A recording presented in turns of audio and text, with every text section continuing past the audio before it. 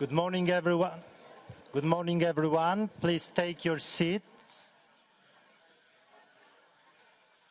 For the languages, Maltese is only passive, so whereas I think it might be only...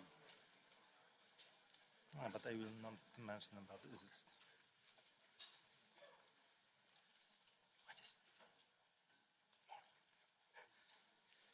Ladies and gentlemen, good morning. First of all, I would like to welcome Mrs. Ekaterina-Zaharieva, Commissioner-designate for Startup Research and Innovation, to this confirmation hearing. Welcome, Commissioner. Welcome you at our committee. I'd like also to welcome the members of ITRI committee, the committee responsible for this hearing, as well as members of the invited committee on culture and education, and everyone present in the room today, not forgetting those watching us live on web stream. And before the start of the hearing, please allow me to make some remarks. But first of all, I know that there was a proposal and request for our friend Diego Solier to have the minute of silence because of the victims in Valencia in Spain because of floods. Yesterday, this minute of silence took place on the very beginning of our working period and on the hearings, but it was the ask for our friends, so please stand up and we will have the 1 minute of silence.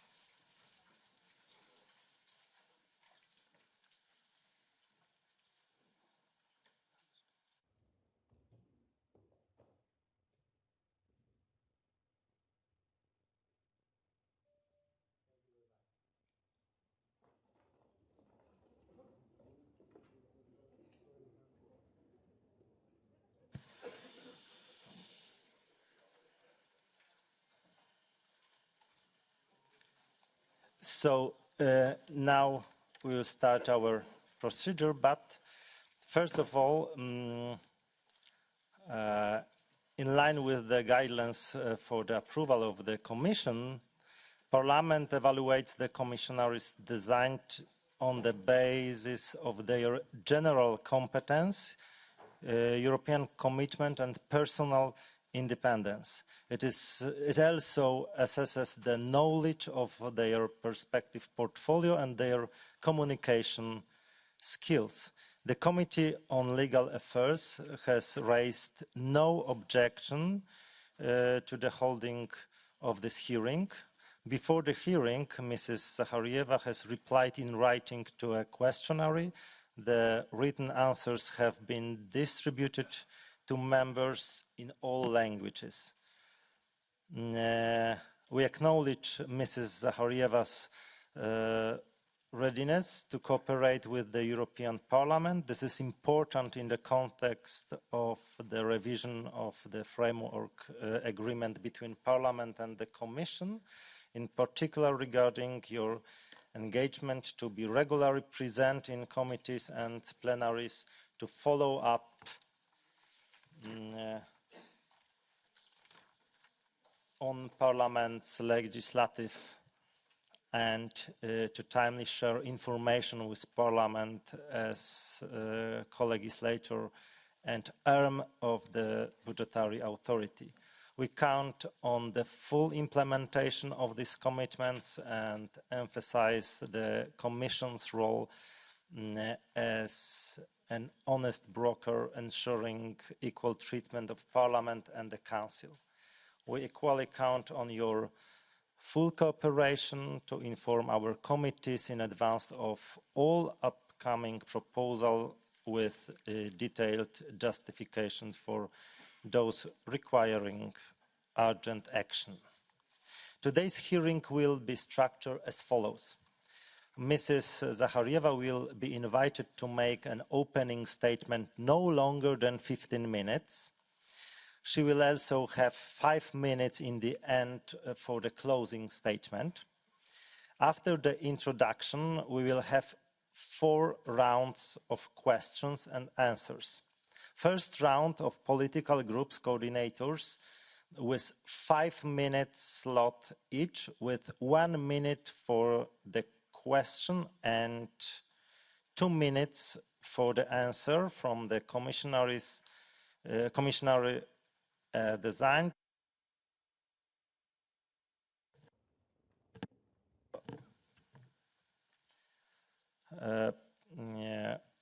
With the possibility of a follow-up question from the same member, no longer than 1 minute, with 1 minute for the reply. Second round of questions with 3 minute slot each, based on the overall distribution of speaking time among the political groups, including a representative from the non-attached members. Third round of questions by the chair of the invited committee with 3 minute slot. A final round of questions by political groups in reverse order, also with 3 minute slots each. All slots of 3 minutes will be divided into 1 minute for a question and 2 minutes for the answer from the Commissioner-designate. Interpretation is provided in all 23 languages. And the last remark, in order to ensure the smooth running of the hearing, I will be very strict with the speaking time and will not allow speakers, MEPs and Ms. Zaharieva, to exceed their allocated time. So I'm sorry in advance for this, for my role today. So, Mrs. Zaharieva, the floor is yours. Dziękuję bardzo, panie prezydent. Thank you very much, Chairman. Expressing my sincere condolences to those affected by devastating floods in Valencia. And now in the beginning, I will start me on Bulgarian and I will continue in English. So, уважаеми председатели, Honorable chairs, honorable members of the ITRE committee and the Culture committee. It is a privilege for me to stand here before you. Not long ago, I sat in a similar chamber in Sofia, serving the Bulgarian citizens as Member of Parliament. Thanks to this experience, I now have the deepest respect for this institution, which is the voice of European citizens. I wholeheartedly thank the Bulgarian government for my nomination. I have been extremely honored that President Ursula von der Leyen entrusted me to be the Commissioner-designate for such a strategic portfolio. I believe that my administrative and political experience at the highest level have equipped me with the ability to deal with my tasks as European Commissioner. The policy area for which I have been proposed is at the heart of the European competitiveness agenda. We need to put research and innovation at the center of all our policies in order to secure Europe's future. And this has been put into sharp relief by 3 important reports: the Letta report, the Draghi report, and the Hayter report. Against this background, I have the honor to share with you my vision for the portfolio Startups, Research and Innovation. Outlined, R&I must be at the heart of a stronger and more competitive Europe. To unleash the full potential of R&I, we clearly need to invest more resources, more strategically, and in more coordinated way. Generative AI alone is estimated to add between 2 and 4 trillion euros to industries from pharmaceuticals to manufacturing. 1/3 of the CO2 reductions we need by 2050 will come from green technologies that are not yet on the market. Our R&I investments are lower than those of the US, China, and Japan. Uncoordinated research efforts across member states also weigh on our innovation performance. If confirmed, I will work tirelessly to shift this course. Our biggest strength is our people with their talent and creativity. We have 2 million bright minds that make Europe a global R&I powerhouse with the second highest research output in the world. This is the heart of our solid research and innovation base. Europe's successes rest upon the collaboration and partnership of all its parts. If confirmed, 5 key priorities will guide my action, for which I'm asking your trust and cooperation in the mandate ahead. They are united by my vision to construct a real European Research and Innovation Union that will enable Europe to become the most competitive region in the world. My first priority will be to strengthen the European research area with a new ERA Act. First, we must strive harder to reach our 3% GDP target for R&I. Today, we are only at 2.3%, and this is clearly not enough. Here, our ambitions should be matched by pragmatism. I believe that commonly agreed national trajectories can help to achieve this goal, despite different starting points. Second, 27 excellent but fragmented research strategies do not make a good European one. 90% of European public R&I comes from national and regional funding, a firepower 9 times bigger than Horizon Europe.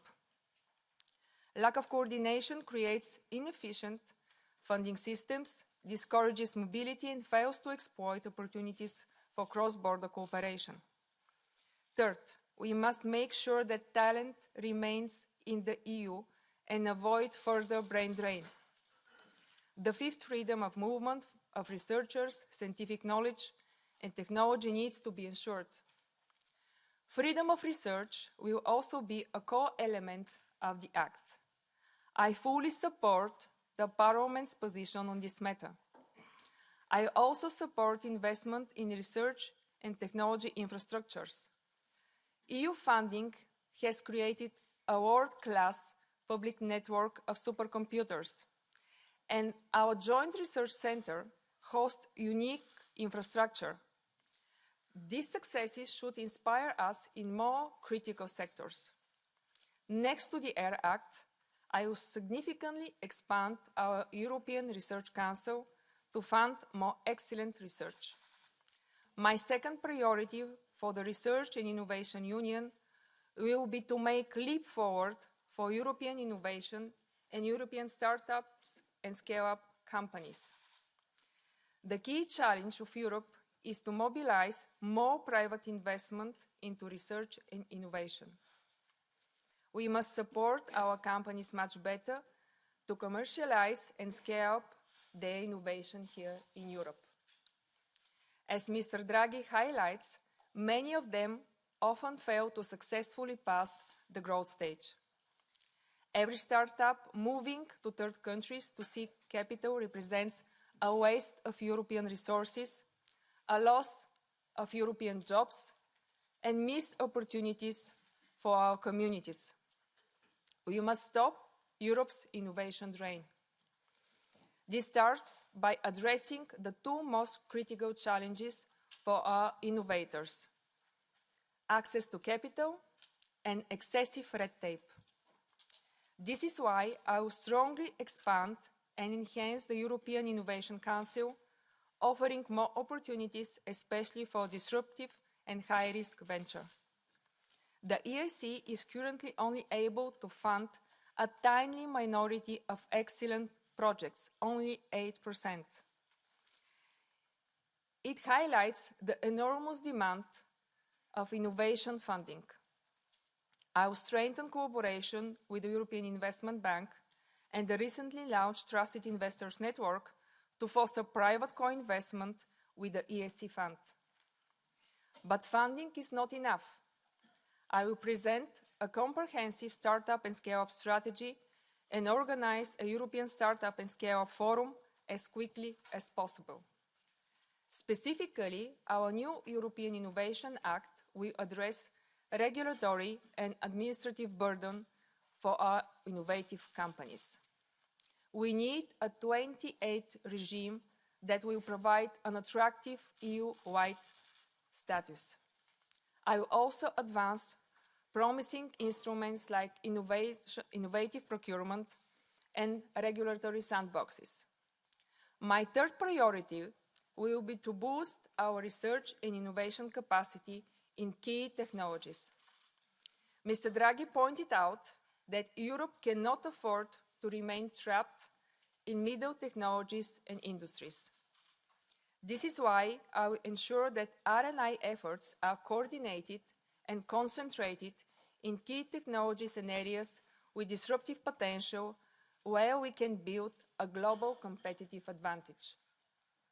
From green technologies to biotech and productivity-enhancing digital tech. We witnessed the power of the EU collaborative efforts in the rapid development of COVID vaccines that saved so many lives. A European strategy to promote life sciences by 2040 is imperative. The strategy to be proposed in 2025 will allow life sciences and biotech to remain a major driver of Europe's competitiveness. If confirmed, I will also propose a strategy to increase the uptake of AI in science, which carries a huge productivity potential. I also help to set up a European AI Research Council to support these efforts. I will propose an Advanced Materials Act to enhance their development and production in Europe. Our Research and Innovation Union must be inclusive in methods and substance. This leads me to my fourth priority. As a minister, I built a track record in promoting women. You can count on me to work relentlessly to promote women in R&I. Women outnumber men at graduate levels, yet hold just 1 in 4 highest academic positions. This is not due to the lack of talent, but to structural barriers.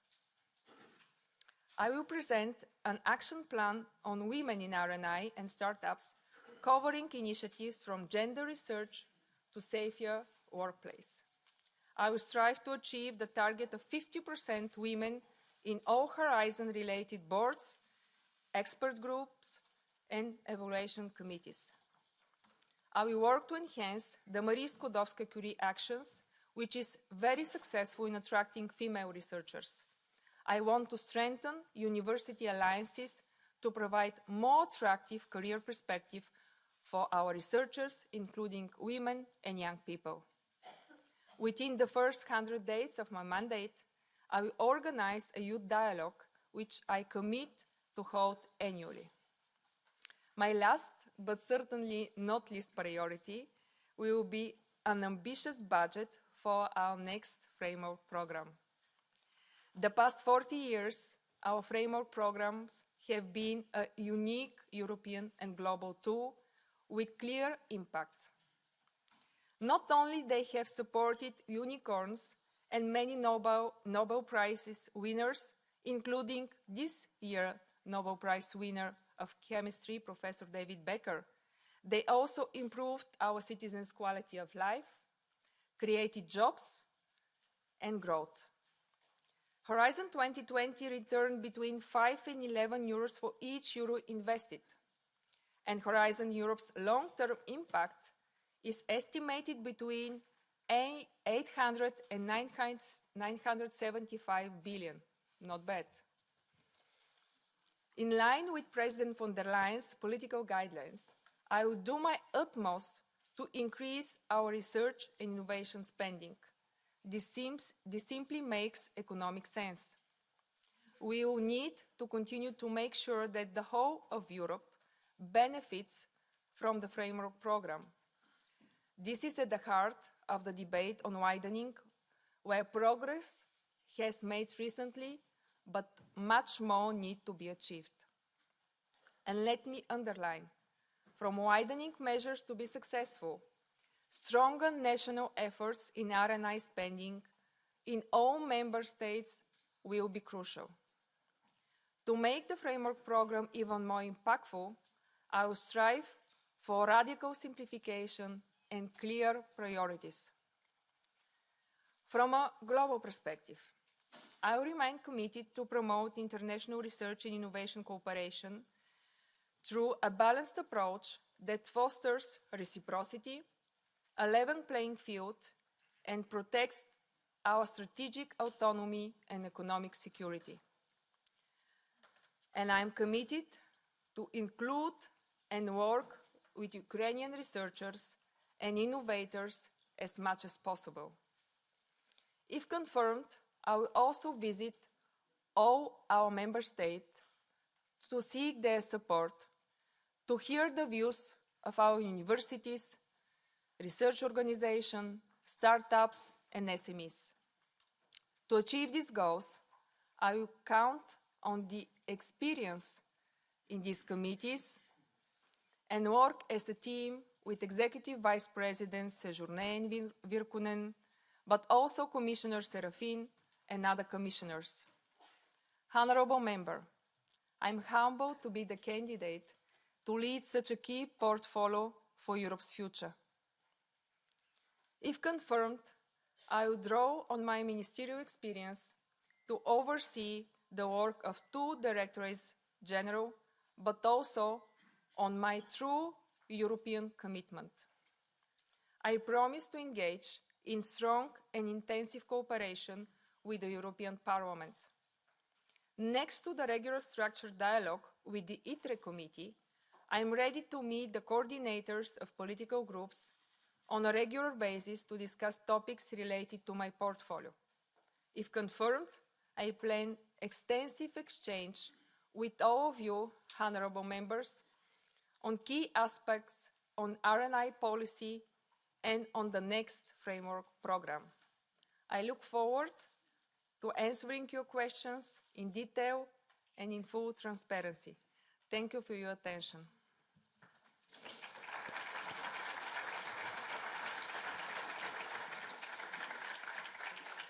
Thank you very much for the opening statement. And now this is the time for political groups. So I want to once again mention the rules that for the first round, I will pass the floor to the coordinators of the political groups in the ITRE committee in the order EPP, SND, PFE, ECR, Renew, Greens, the Left, and SNE.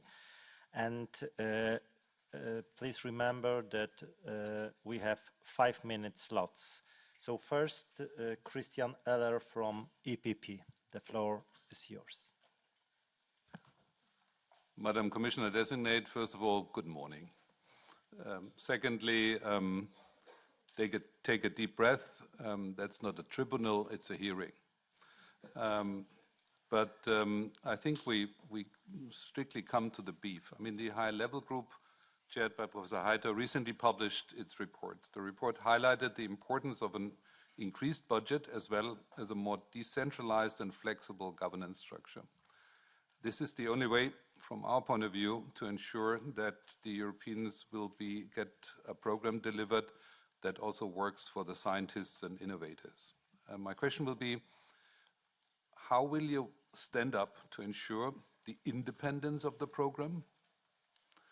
Secondly, including the more expert-driven governments, and, as you had been mentioning yourself, a budget which had been described as a minimum of 200 billion euros for the next framework program. Danke sehr, Mr. Eller. Thank you so much for encouraging words. We have really 3 very important reports, and the last one was Mr. Hertog's report, and I did have a chance to speak with Mr. Hertog for short, and I hope if I'm approved, of course, today to have much more intensive dialogue with all the experts that propose this very, very important report for preparation of the next framework program. Because I have only 2 minutes, I will start with commitment to fight for an independent and increased framework program and support more expert-driven governance. I see a clear benefits on increased budget of RNI, and I will count on your support to convince the member states, and this is my goal, to work with them, to visit all of them, to meet finance minister and convince them that the best investment that they can do is in education and in RNI. The evaluation of the Horizon 2020 and Horizon Europe clearly shows this. It's really important for the growth and for European competitiveness. So I'm in favor in decentralization in Pillar 2 and in Pillar 3.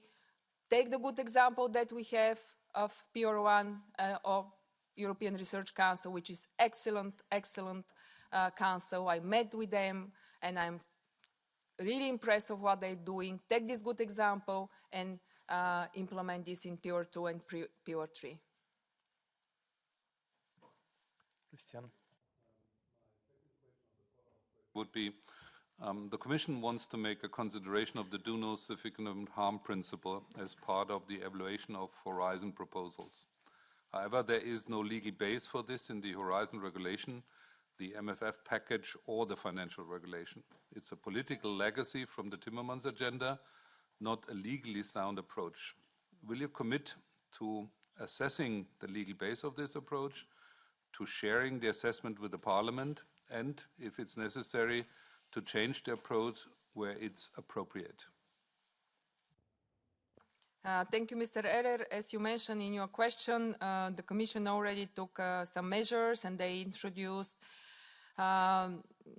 amendments in the strategic plan for 2025-2027, which foresees that future applicants will not do this self-assessment of the do no significant harm principle, but this will be done by the Commission, and the goal is to decrease the unnecessary administrative burden.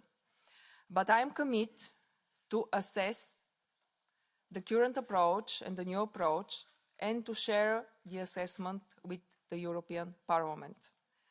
And of course, if change needed, to discuss with all of you possible changes if this is measures that are taken are not enough to decrease the unnecessary administrative burden to our applicants.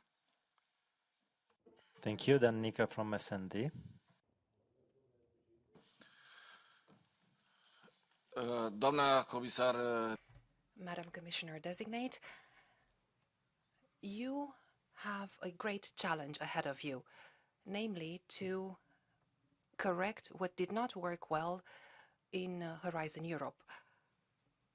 We have a competitiveness issue in Europe, and the Draghi report clearly states that one of the main reasons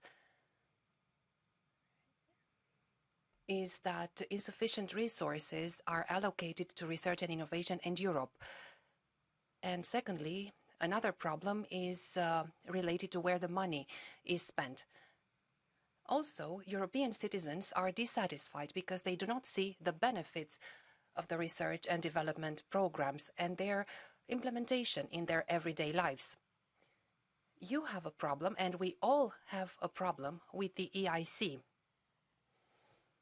Before it turns into a commercial project, we have many problems. Many of these projects are not commercially ready. They are not commercially viable, and this is a challenge for your mandate. The third problem I would like to raise, Madam Commissioner-designate, is how the assessment is carried out. There are many situations where it matters more who is the applicant, who writes the project, than the content of the project itself. And this is a problem mainly in the countries that are in an early stage of research and development, such as Bulgaria, Romania, Greece, and other countries. And they are losing a competitive advantage because the problem is the country where they come from. How do you comment on that, Madam Commissioner-designate? Thank you, Mr. Nika, for your questions. In 2 minutes, I will repeat myself that we have a momentum with these three very important reports, Draghi and Hator, the last one, and before that letter. So we should really work relentlessly to achieve increased budget for research and innovation, but not only through the European funds. I would say this is clearly not enough.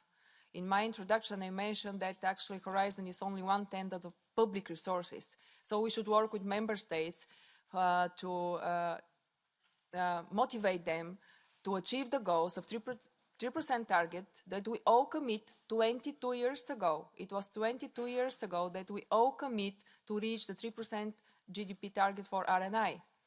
And the private sector investments are really crucial. Actually, Europe is not doing bad in public funding compared with the United States and China, even a bit better, but we are really lagging behind in private sector investment.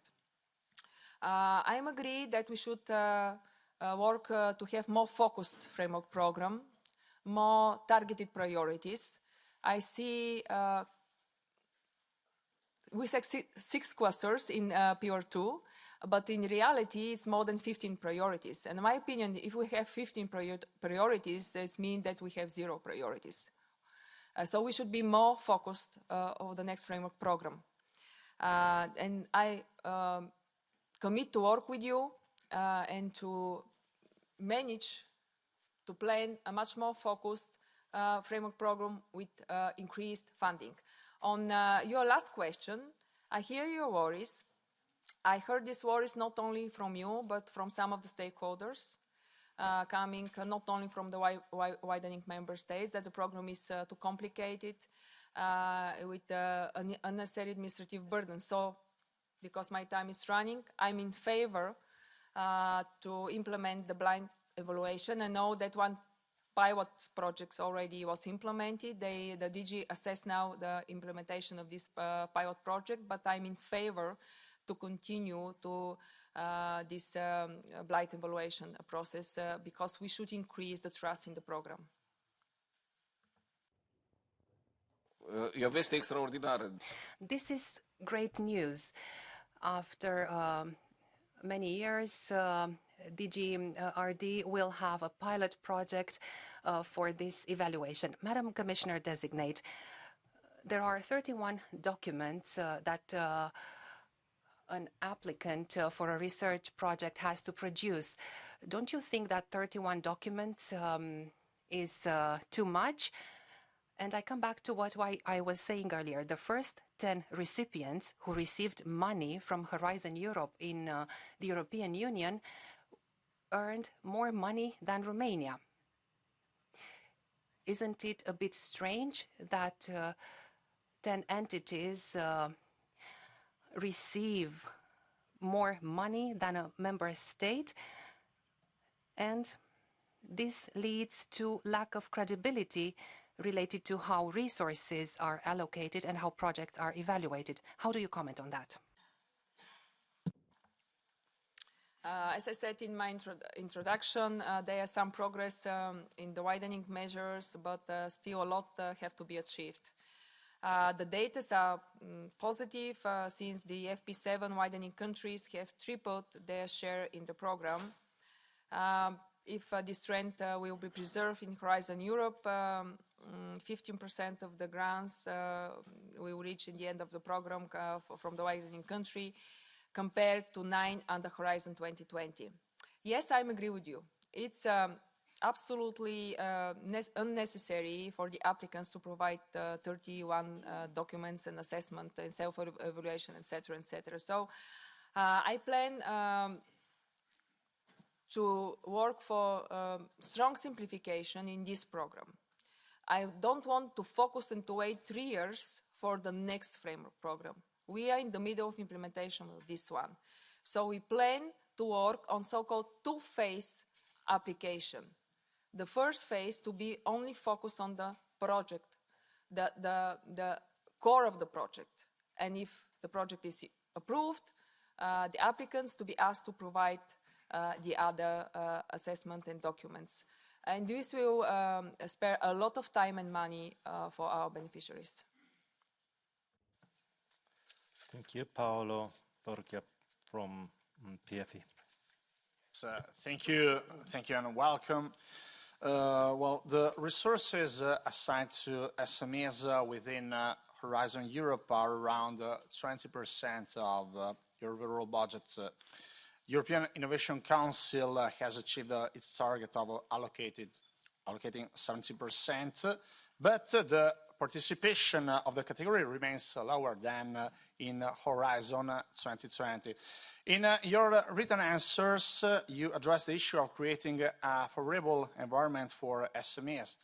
So, could you tell us more about your vision on this framework and which further measures you intend to adopt to break down administrative barriers, ensuring a more meaningful participation in Horizon Europe and other programs for SMEs, given the fact that SMEs represent around 98% of European enterprises. In this context, I would also like to know whether and how you intend to strengthen the PRIMA partnership in order to improve scientific cooperation between EU and the Mediterranean area. Thank you very much.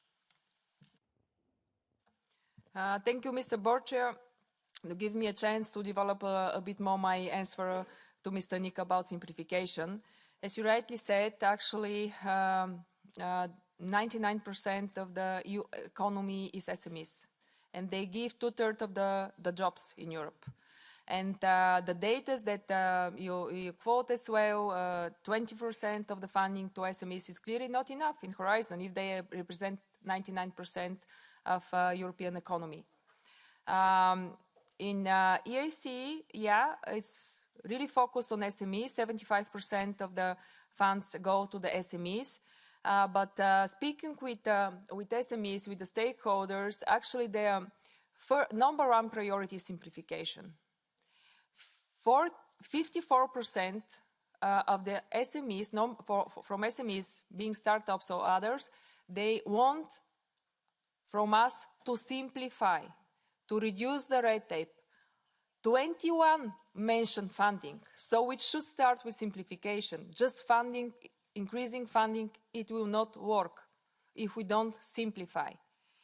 So, European Innovation Act will be the main legislative vehicle for simplification, which will include this first legislative qualification of what is startup, which we miss, is very important, regulatory sandboxes, procurements, innovative procurements, and EU-wide status for our startups to be able to work in whole Europe.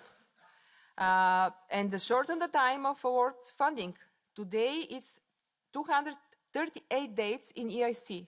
It's clearly too much. And this is only for closing date to signing contract. Actually, it takes more than a month and a half from the applicants to prepare their application. So in general, this means 1 year only to sign a contract. So I hope that there will be many questions on simplification, so I'll stop here and develop my ideas later during the hearing. Thank you very much. Second question, very brief and straight. In your opening statement, you stated that European Parliament is the voice of European people, and every one of us is very happy with it. But I would like to ask you, what is your position on the so-called cordon sanitaire, and how you assess the decision to support it by your political group? Well, yesterday, some of your future colleagues gave us some paste and copy feedback, so I would appreciate your sincere assessment on this topic. Thank you.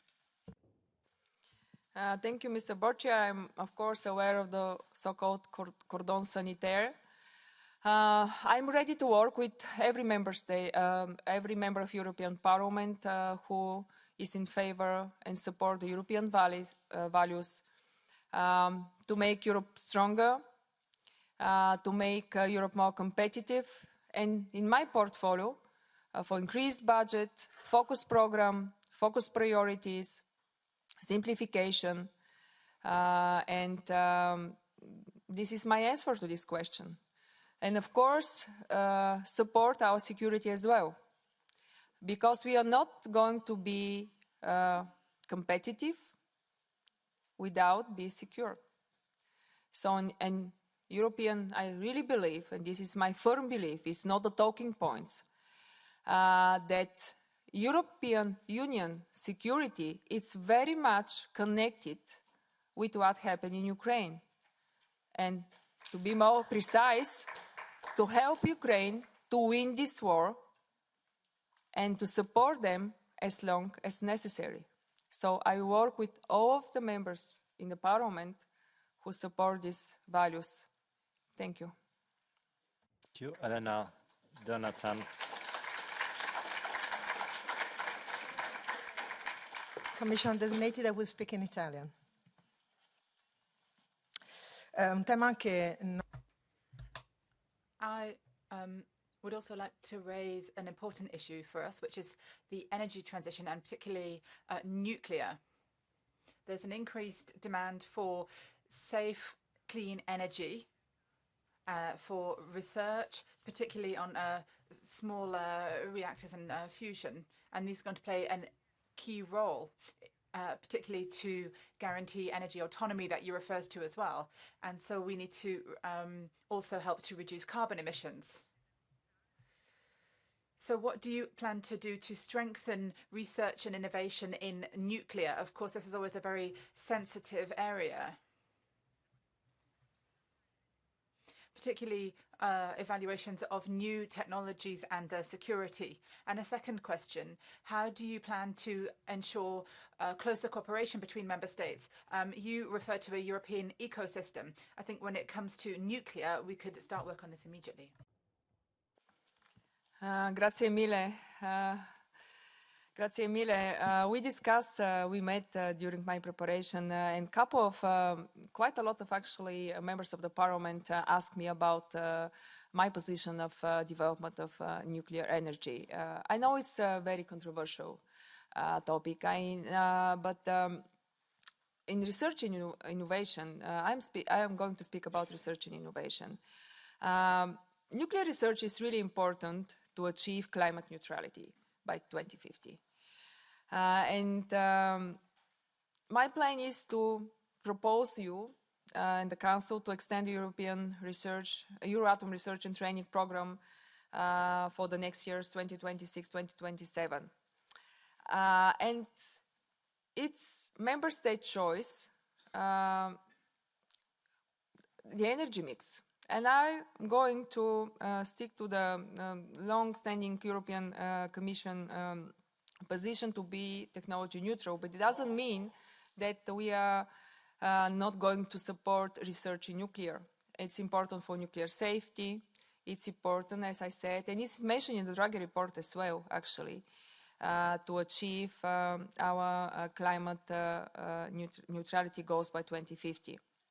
So for SMRs, I continue to support the already established small modular reactor alliance, and through the research innovation program, and Euratom to support research in safety of small modular reactors, or SMRs, as is well known.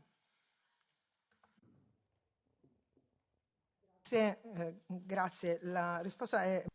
Thank you. Well, I like your response because you gave clear indications. The second, a bit more in depth, but this will be on SMEs, which again you referred to in your previous words. I just wanted to emphasize that, as you said, technological neutrality has to be the common thread. So what can we do to help private investment? You said this in your previous speech. Private investment need clarity, as you said. They need clear direction, and they need reassurance, tranquility about the long term. And I think the Euratom timetable is also worth emphasizing here. And we also need to emphasize the skills, competencies that we have. We have to ensure that we keep up the level of research that we have, and ensure that, and this is my key question, what type of intervention can be made to improve research, particularly when it comes to nuclear and SMEs? The Euratom Research and Training Program, it's a really excellent program that we have, and it is key program for preserving our skills in nuclear energy. So I will focus to develop the program, and I will rely on your support, as I already mentioned. The key action includes support the European SMRs, Industrial Alliance, as I already mentioned, funding R&I projects for the safety of SMRs, education and training, including a nuclear skills initiative, and this initiative will be launched in the beginning of 2025. And I'm optimistic that we can attract and support startups in this sector. We have already positive examples of some of companies like Nucleo, it's a nuclear fission unicorn that recently relocated from UK to EU, and it's particularly mentioned that it's because of possibilities of European funds. Thank you. Mr. Morten Løkkegaard, please. Thank you very much, Chair, and good morning to you, Commissioner-designate. I will follow up on what my colleagues already started the discussion about SMEs and startups. I guess I will not be the only one in this room. This will not be the first time, but since I have the chance now to talk about this, the bureaucratic hurdles that many startups are facing. In your written answers, you outline strategies for reducing administrative burdens, such as simplifying funding applications, streamlining reporting, creating unified regulatory environment, and so on and so forth, through the 28th regime. And this 28th regime, I think, is key here. So my first question to you would be, what immediate actions will you take to start work on the 28 regimes? Because I think it's turning into a ghost somewhat. We need to be more specific about it. So what will you do immediately when starting on this? Thank you, Mr. Løkkegaard. What immediately I plan to do is to organize as soon as possible, in the beginning, maybe January, February, this startup and scale-up forum. We want to hear the stakeholders actually what they need. I think we should start simplification from the most urgent demand of our stakeholders. As I already mentioned, actually the first priority for them is double more than funding, it's simplification. I will work very closely with my colleague, Commissioner of Justice, to propose in 2025 the framework of this 28 regime, which is very, very needed and very expected from our stakeholders, from the SMEs and startups and scale-ups. On simplification, I start to develop my question, but 2 minutes is really quite a few time. So my plan is to have a client-centristic policy. I really like what was mentioned in Hato report. Trust first evaluate later. And I already mentioned these two-stage, so to say, two-phase application forum. And I plan to introduce the pilot project of this two-phase application in 2025. This will spare cut at least half the time that is needed from the SMEs. Now it's more than 35 days, and this is for the simple project with not many applicants. 35 working days for them to prepare the application, which is too much, really too much. We have to use AI to help SMEs to identify the funding opportunities. We have quite a lot of funds that finance R&I, and sometimes it's difficult for them to find the right funding instrument for their project.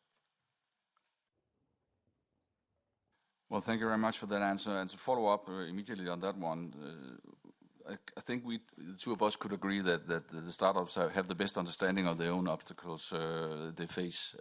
So it's important to listen to them. You already mentioned that you will start this forum in February, March. Yet we often hear complaints from the very same startups that they, of course, people listen to them, but when it comes to the next step, it sort of stops. You can't find a politician not supporting startups, but the next step is sort of a problem. How would you change this and actively include the startups so we can be sure that this next step will be fulfilled?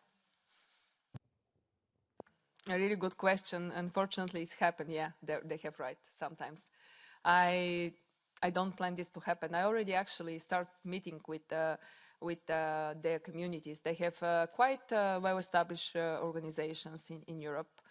And the plan for this forum is exactly this. I mean, to meet, I don't want to make some new body. I mean, we are very good in creating different structures, but actually my goal is to have this forum and more informal forum, really to meet on a regular basis, to discuss with the stakeholders, and to discuss in advance also what we propose.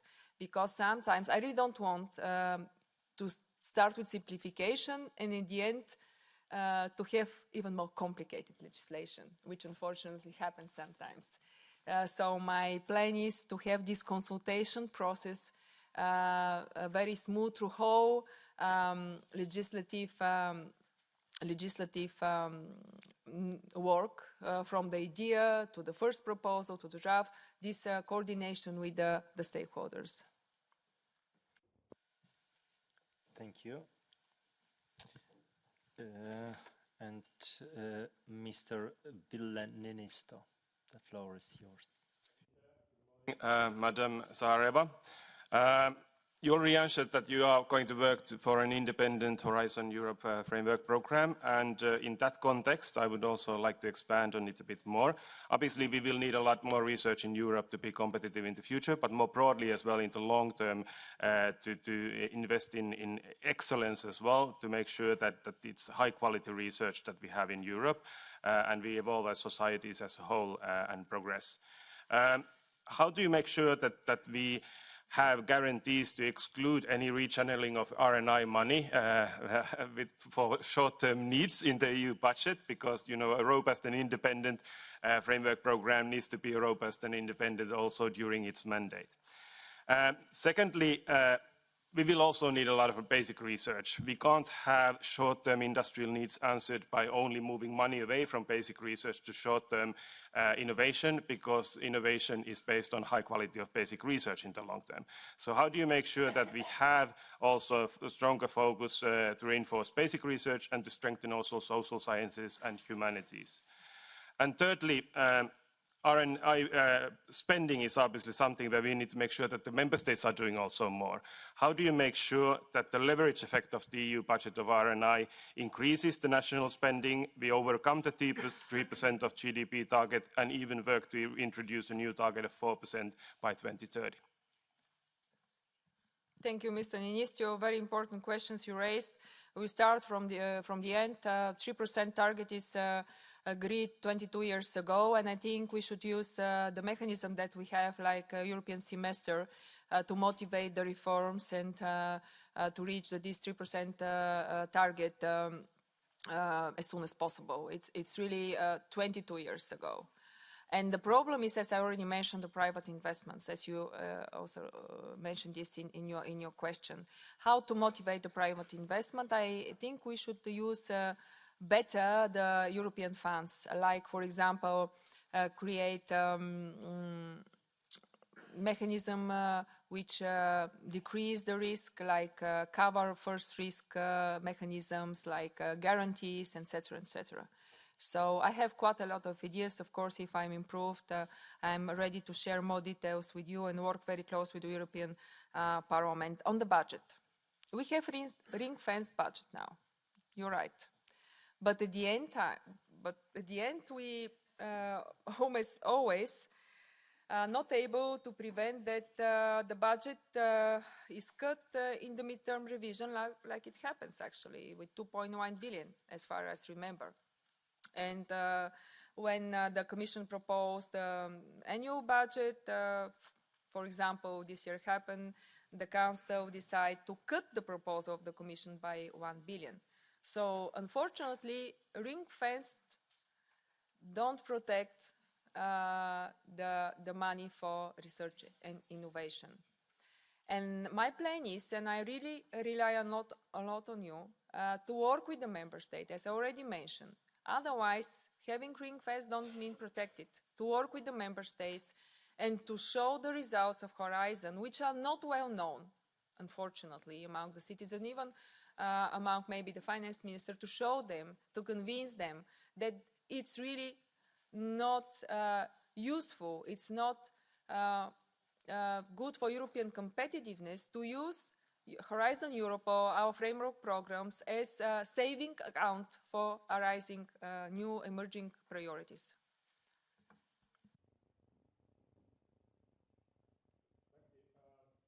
More concretely, what's happening now in Valencia and many other places in Europe has a relation to climate change, unfortunately, as well. People are losing lives and also possibilities to continue with European, investments in agriculture and so on. We need to also adapt to climate change, and we need to have solutions on that. Research and innovation plays a key role also in climate solutions.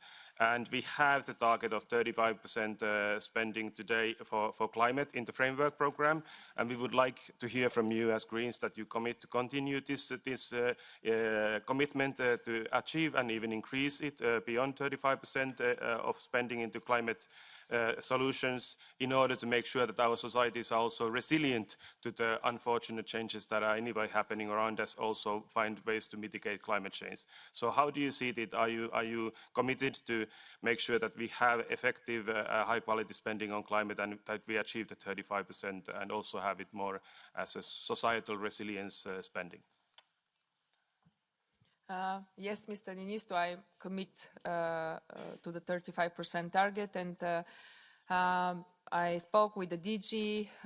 We are really close to reach the target. I think we reached the 35% target. Unfortunately, we are 8.7% on biodiversity at that stage, but this is a good development, and I think we will be able to achieve the 10% target on biodiversity by the end of the program.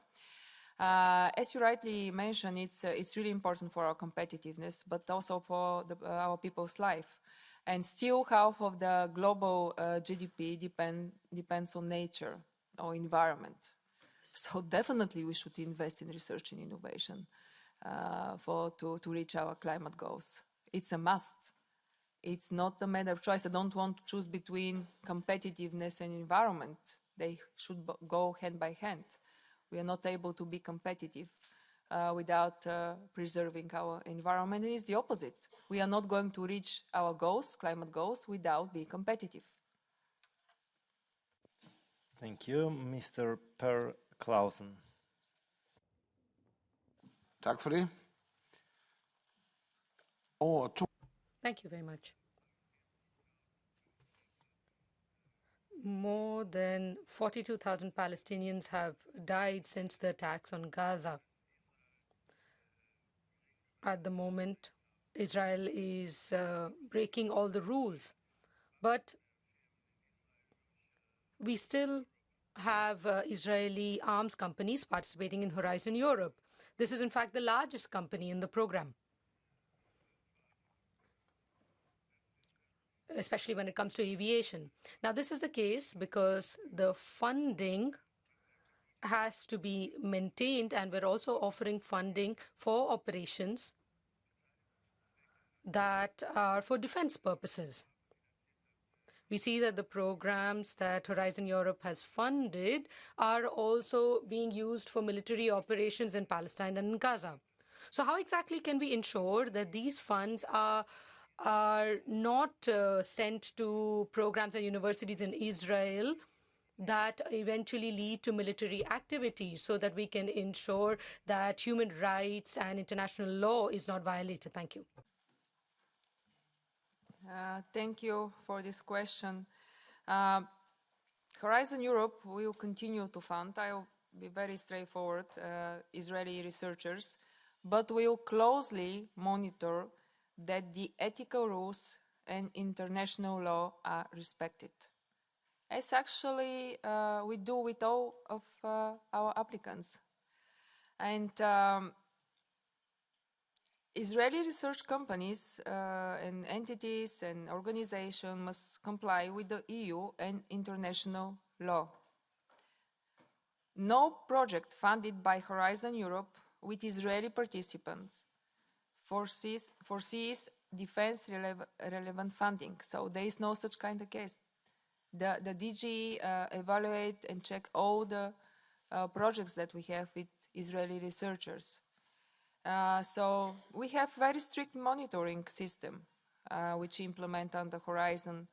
It's compliance with the ethical principles, exclusive focus on civilian applications, as you all know. So no exception are allowed to such approach. And non-compliance will lead to recovery of EU funding or termination of the participation. But as I already said, there is no project with participation of Israeli research organization or universities or companies which finance defense-relevant research. So I think, to conclude my answer, I'm not supportive to idea to close the program based on nationality.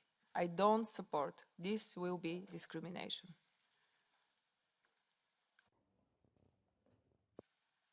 Jeg er meget glad for at høre, at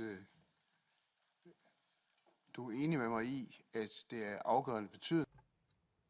Thank you. I'm happy to learn that you agree with me. Now, in terms of the projects that we fund, it's very important that they do not contravene human rights and respect thereof. The military activities by Israel are based on projects funded by Horizon Europe. When it comes to drones operations, for example. However, one of the consequences of the crisis in Gaza is that universities in Gaza have been severely affected, much more than before.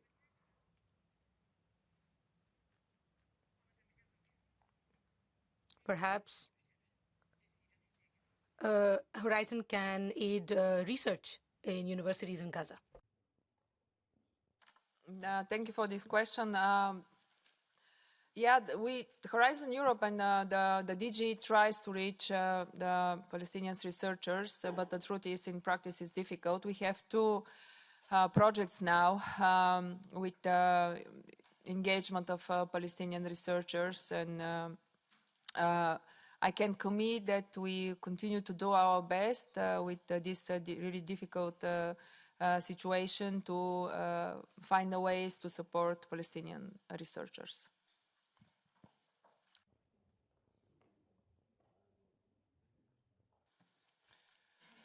Thank you. And now Mr. Peter Volgin.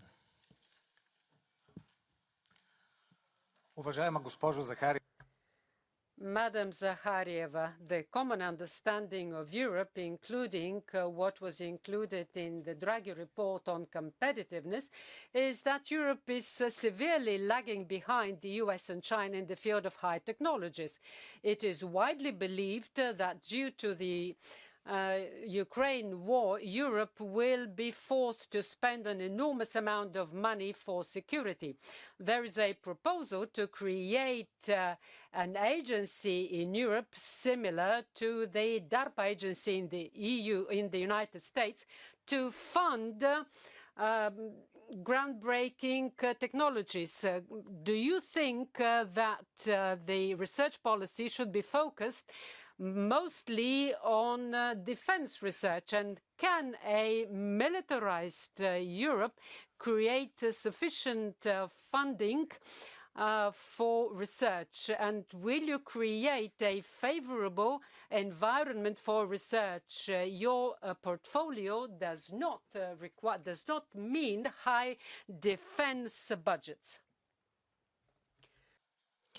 Благодаря, господин Волгин, за въпроса. Thank you, Mr. Volgin, for your question. It is not Europe and not Ukraine that started the war. It was Russia that started it.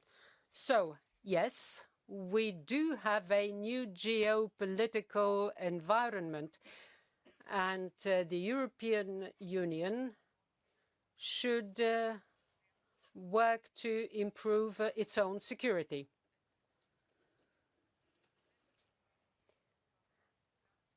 Research and innovations in the civilian field does not preclude supporting military research. The two are not in contradiction.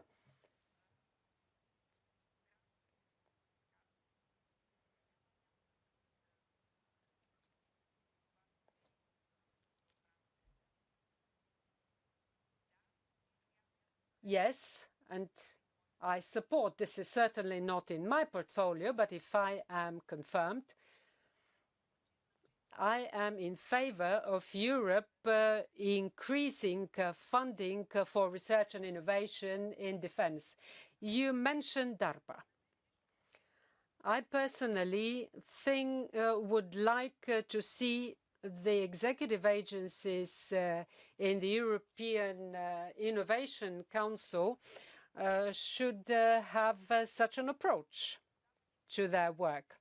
Let me give you an example.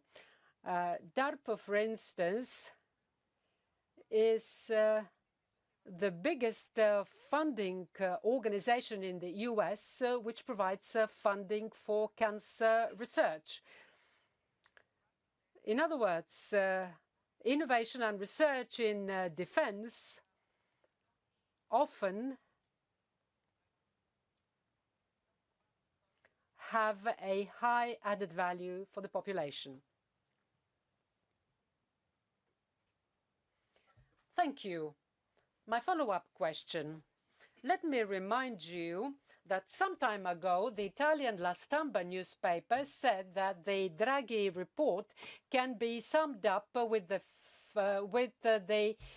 statement that military research should be the engine of everything. It is now being said that the military spending should be increased from 2 to 3% of GDP. Draghi wishes the Council to be similar to the one in the US. We expect the militarization of Europe, and the concept of the EIC should be subordinated to the issues of security. Will you be able to prevent research and innovations into an area in which war would defeat peace? Or should we sacrifice everything in favor of supporting Ukraine, no matter what the cost? Well, my hope is that peace will defeat war. I believe strongly that our security depends on Ukraine winning the war. And yes, I think that the resources we use to help Ukraine win is not lost money. It is an investment in our own security.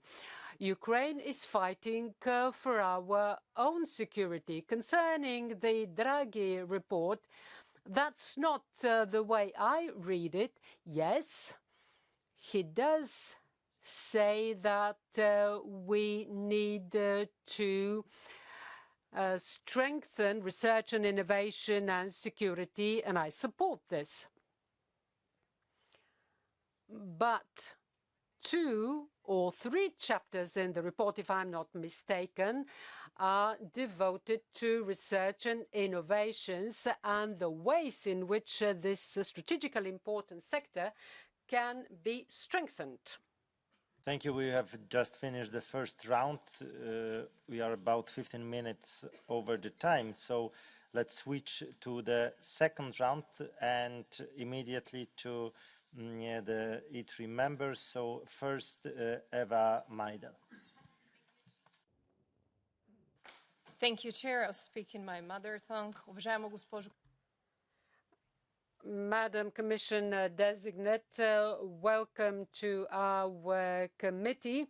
In the ITRE committee, we know very well statistics and figures, and they show that Europe is a research powerhouse. 1/3 of publications in the world come from the EU. At the same time, EU has a disproportionately high number of Nobel Prize winners. We have 150 patents last year submitted to the European Patent Office. However, as a continent, we are lagging behind in the field of competitiveness compared to countries like the US and China.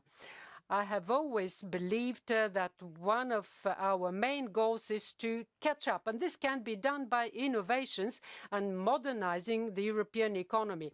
We now have 95 billion for research. The bulk of this funding is for Horizon, more than 53 billion. So my question is, do you have an idea of how to redirect funding so that European science can lead to innovation to support the modernization of economy and at the same time promote economic growth?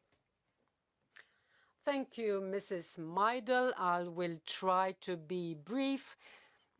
Even though I will not be able to fit everything in 2 minutes. You are right. The big difference between us and the United States and also Japan and other countries are in the field of private investment in research and innovation. Only 40% of European companies invest in research and innovation. In the US, it's 56%. It's even higher in Japan and South Korea. Yes, I agree. This is Pillar 2. I think I mentioned this. This is where the biggest resource in Horizon is in Pillar 2. And it is intended to promote investment in research and innovation and cooperation between universities and private companies. What do we need to do? We need to be much more focused. We need to have clear priorities. What I notice in the program, particularly in Pillar 2, is that there is an absence of focus. An attempt has been made in Horizon 2 to reduce the number of partnerships from 140 currently to 60. 49 have been launched, if I'm not mistaken. At the same time, what we notice is a complicated management and an insufficiently efficient system of measuring the impact of private investment. That is the private contribution to this pillar. In other words, we need a better focus, a better measuring tools, and tools to encourage the private sector to invest in research and innovation. I would also be speaking in Bulgarian. Здравейте, госпожо Захариева. Good morning, Madam Zaharieva, and welcome to today's hearing. I have a question on startups. In the last mandate, the European Parliament adopted a report showing the need for a working European ecosystem favorable to startups. The main conclusion was that the main hurdles was the red tape. Now, my question is how the European Commission will define the bringing down of the red tape, because this is the only way to guarantee the development of the startups. And second, what are the legislative initiatives so that the startups remain in Europe? And last but not least, the grants and the funding. What are the additional funding mechanisms so that we can encourage the private investments in the sector of research and innovation? I do agree with what you said, that only public investments will not do. Thank you. Thank you, Madam Pankova. Now, I would like to thank Parliament for this report, and I want to thank you personally, because as far as I know, you're the rapporteur. This report is very useful and comes in handy for the work of the Commission, so thank you very much for this valuable and top-notch report. I have said already that one of the main tasks we'll be faced with is to understand the needs of the sector. As you said, there are different ideas of definitions of what is actually a start-up or innovative companies. We need a definition for the 28th regime to work properly. So we have a multitude of ideas, and it lies with the future to see what will be our common understanding. We have some data, we analyze these data, and everything hinges on the number of companies which will be affected. When we are ready, we'll share our conclusions with you. Now,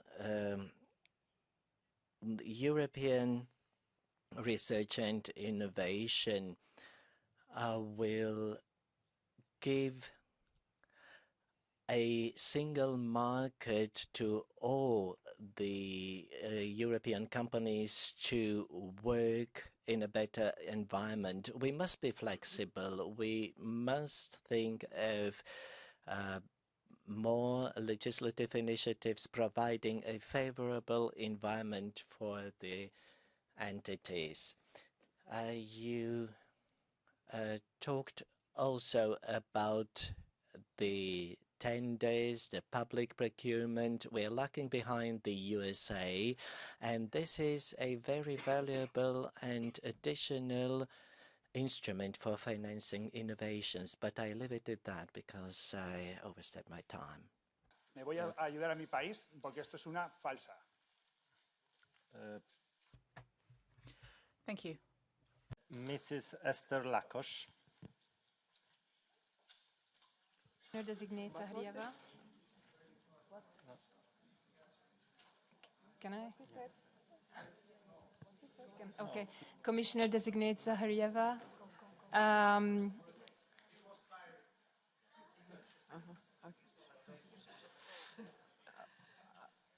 Okay.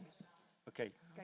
Okay. Commissioner-designate Zaharieva, you are certainly aware of the interinstitutional fight related to the association agreements to Horizon Europe. I'm referring to Category D countries and the novel solution adopted via the Chapeau Agreement and the establishment of joint committees that they are entitled to scrutinize and also to conclude the association agreements to different EU programs, and they bypass basically the European Parliament consent.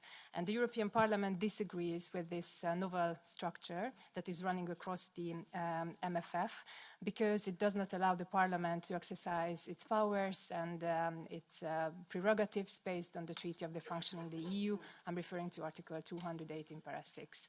And in addition, it also neglects the interinstitutional balance. So this approach, in our view, should be revisited.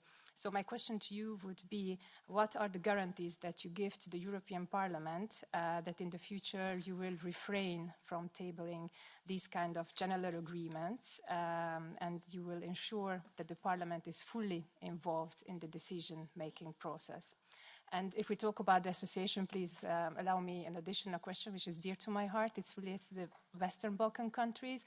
What are your plans to support the integration of these countries to the European research area? And I would be happy if it was not only widening participation measures. Thank you very much in advance. Thank you, Madam Lakos. I'll start with your first question. I am aware, I have spoke with many of you, and many of you have raised this concern. What can I say at this stage? I am really open to find ways with European Parliament to give them a greater, to give you, I mean, a greater say on future association agreements. Transparency vis-a-vis the Parliament is a really high priority for me. And I'm committed to timely share on the equal base as co-legislators all relevant information during the negotiations and implementation phases to these agreements. And I'm stand ready to offer additional information upon request and to really work with you to find a solution of this long-standing dispute between the Parliament, Commission and the Council. About the Western Balkans, it's also a topic dear to my heart. During the presidency of the first presidency of the Council of Bulgaria, we put very high. I think it was a priority of Bulgaria. It was a European perspective of the Western Balkans. So I'm very happy that they are fully integrated into European research area. They were included, all the Western Balkans countries and partners in this year's ERA monitoring report. So we have to work with them very closely. They'll be a member of the European Union someday. So it's a win-win, and I'm ready to discuss with you other ideas and proposals if you have in the direction. Mrs. Julie Rechagneau. Je vais m'exprimer en français. I'll be speaking French. Good morning, Madam Commissioner-designate. On the 21st of March 2024, during the nuclear summit, a number of people from the industry adopted a joint statement that asked for nuclear to be taken better account of in environmental policies and in government and international financing.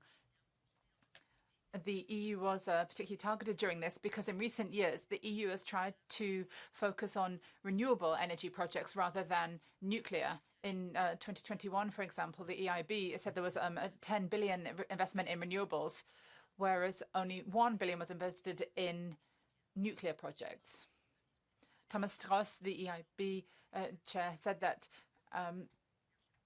they would be focusing on renewables until 2030. As you said, nuclear is a safe and carbonless energy and will be important to contribute to EU climate goals. So in your role, do you plan to encourage the EIB to focus on nuclear and investment in nuclear? Thank you for this question. Yes, I already mentioned that nuclear is important for reaching our goals, climate goals to 2050. I work with EIB. I already spoke with the president of EIB, discussing not nuclear in particular, but discussing how we can cooperate better to increase the funding in innovations and to support our startups and SMEs in our joint endeavor to boost, to pull more private investment. So I will continue discussion with EIB. I think that we have to work very close with EIB, I mean EIC and EIB instruments that we have.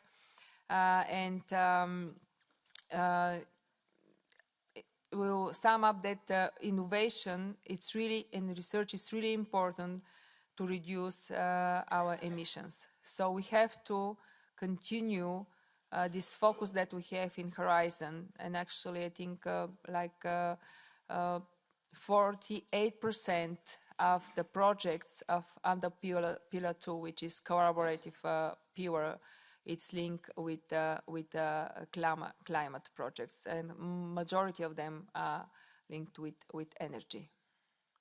Thank you. Mr. Carlo Ciccioli.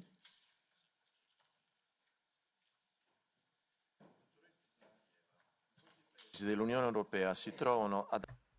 The EU is facing the trap of talent development, given that we see the exit of young people, particularly people outside of the European Union. We need structural problems. Even more paradoxically, these countries are training talent and invest in their talent, and then they lose their young people. We know that the single market is a strong driver of territorial exchange, and that freedom of movement leads to lots of benefits. However, the narrative often doesn't reflect the reality of less structured regions, where there's a serious threat of brain drain, which threatens local development and impoverishes that territory.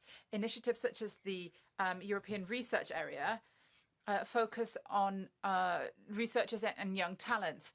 But we don't talk about the right to remain for young people who wish to contribute to the development of their own local communities. So what specific concrete actions do you tend to adopt when it comes to the ERA in order to ensure proper balance between support for mobility and also creating an attractive environment which will attract and retain talent and keep them in their place of origin?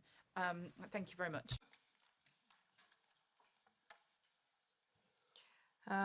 Thank you, grazie mille for this question. It's very dear to my heart. I'm coming from Bulgaria, in all the so-called Central Eastern European member states. One of the biggest challenges that we face is a brain drain. So it's a topic very dear to my heart. So yes, I'm committed to work, and I mentioned in my introduction that the biggest asset that we have is the talent. We can double, triple the money. We can simplify our procedure. But I think the most important goal that we should have is to retain the talents in Europe and to attract new ones. Not only to retain ours, to remain here and to attract new ones. Because without the talent, there will be no research and innovation. And of course, ERA Act, I didn't have a chance to speak that much about the ERA Act, one of the most important acts, I think, in my portfolio. One of the focus in ERA will be also this retaining talents. How? I think it's naive to think that we will be able to have equal payment in all the member states, because the development of GDP is different, but at least what we can have is a minimum standards for young researchers and innovators, for women innovators and researchers. And I'm ready to work with the region as well, with university alliances, which is very powerful tool, an instrument that we created to listen to the ideas. But what is really urgent is to create and to propose a minimum standards, better salaries, better conditions, good contracts for our researchers, but last but not least, it's really important, the research infrastructure. So that's why one of the priority for my mandate will be to propose research and technology in strategy to develop our infrastructure. Mr. Ivers Japs. Much, Commissioner-designate, for your answers, but I have a little bit more specific question. Thank you for your commitment to widening. We fully support that in the Renew Group, and also the issue of the blind evaluation, which was mentioned at the very beginning. I think this is really an important step to improve the governance of the framework program. But you mentioned already several times that it's really necessary to induce the domestic spending, the public spending in the member states. What are the ways you propose to do that? Because we have been speaking about this issue for a very long time, and we say that basically, especially taking into account the recent challenges, meaning the COVID pandemics, and also, of course, the Russian full-scale aggression in Ukraine, the research spending in some member states has gone down and not up. So what are your proposals? How would you as a commissioner work with the member states to make this happen? Thank you very much. Thank you, Mr. Urbas. I think, as you rightly mentioned, the national budgets faces quite a lot of challenges. You mentioned COVID, the war, completely right, the increased prices of electricity and the measures that all the member states took to support the industries and the households to survive. Even to survive, it was a matter of survival of some of them to these difficult periods when Russia was blackmailing us with gas and other sources, that we are really very naive to think that if they rely on us, they are not going to start this war, if we are buying the products from them. How? Really by dialogue. I don't have other tools. The tool that I already mentioned is European semester, and I'm committed to work on European semester and to have a stronger focus in European semester on research, innovation spending, but also reforms, which are really important, because without reforms, the funding is not enough. This is my motto: funding, it's not enough itself. We should implement the reforms as well.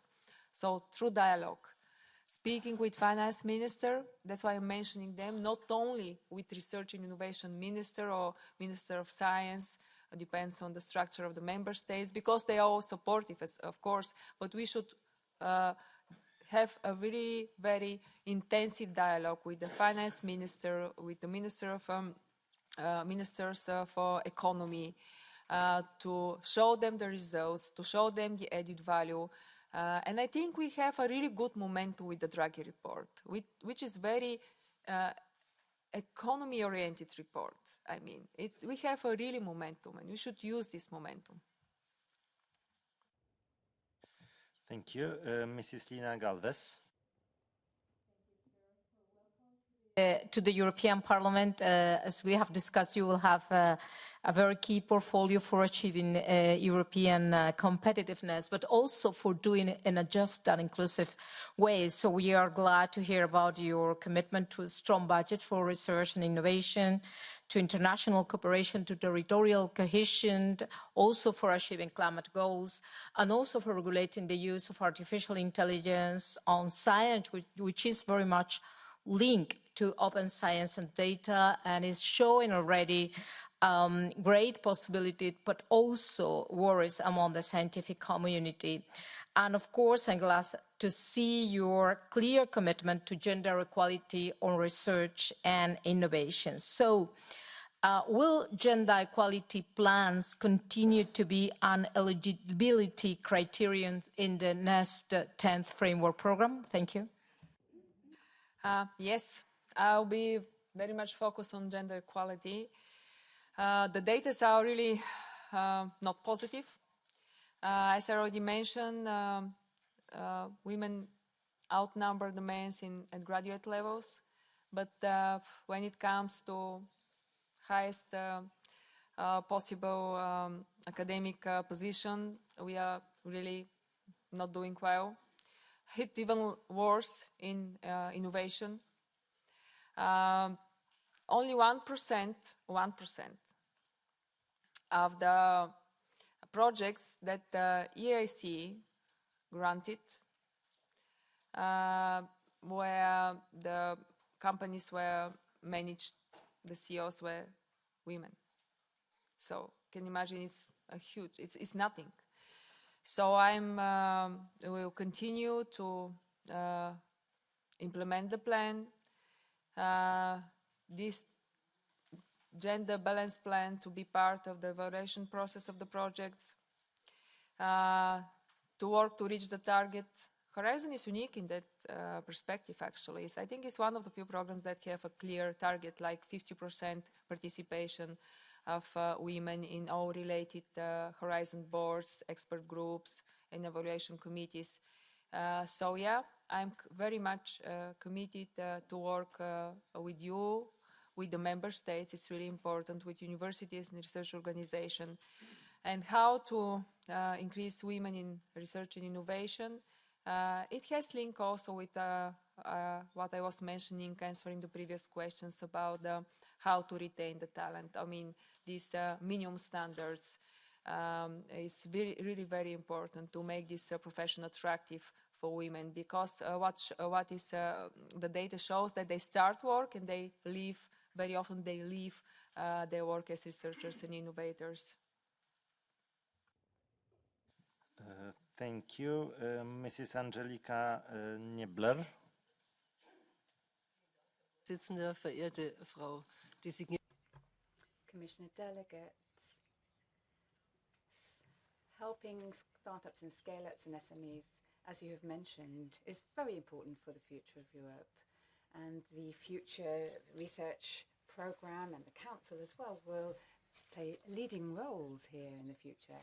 You talked about the European Innovation Council's reform, and you've mentioned quite often that private investments, especially for startups and scale-ups, is of the utmost importance. You've often mentioned Draghi's report, and I'm delighted. With this report, he's also warned that the middle technology trap could be something we might be stuck in Europe, which will mean that we do not have enough innovation, and therefore we would, as Europeans, be lagging behind in terms of competitiveness globally. Now, my first question, what do you want to do to help startups, SMEs and scale-ups in the future research program to ensure that they receive support? And also specifically, have you any ideas as to how the reform of the European Innovation Council should be shaped? And thirdly, private investment. How do you hope to mobilize and galvanize support for this and funding? Thank you very much. Danke sehr, liebe Frau Niebler. Try to be very focused. You raised a really important question. Creation of strategic of task force for startup and scale up. I am very focused to do this as fast as possible to be able to deliver really very fast on strategy. Propose a very comprehensive strategy, but with strategy is not enough. It's important to implement the strategy. European Innovation Act is also really important. The measures that I already have chance to introduce, answering the previous questions, shorten the time to award funding. It's really important. Today is 238 days. 238 days is in EIC. Yes, I'm in favor in implementing ARPA style in EIC, and more specifically in the first part, which is really useful. That means that to strengthen the competencies of managers. They are very skilled people. They have to have bigger flexibility and autonomy to decide where to finance, how to finance, and also to decide to stop financing, which is very important, I think, with the limited resources that we have. We should not continue finance projects that obviously don't give results, and we should be brave to recognize this. We have to implement, I think it's really important, the novelty that should start to be implemented, and I hope to be successful, the strategic technologies for Europe platform, the so-called STEP novelty, which is 300 million euros and give opportunity to finance startups with a big amount of money. Now it's up to 15 million. It will be up to 30 million, which is also very important. But it's really key. You mentioned the private investor. How to de-risk projects and allow more private investment funding, and of course create a ground and work very closely with so-called institutional investors. Without them, we are not going to succeed this. Mrs. Benedetta Scuderi. Thank you, Chair, and thank you, Designated Commissioner, for your commitment in research and development, which is essential for the European Union to address the urgent societal challenges our citizens face today, from the climate emergency to health crisis and digital transformation. As you also said, it cannot only be about growth and competitiveness, it's also about addressing the most pressing societal issues and improving the lives of our citizens. From your answers, we perceived your commitment also towards military research and investments. On this, we want to remind that military research and development has already a dedicated program called European Defence Fund, with almost 8 billion over 2021 and 2027, and which already has increased of 1.5 billion via STEP regulation recently.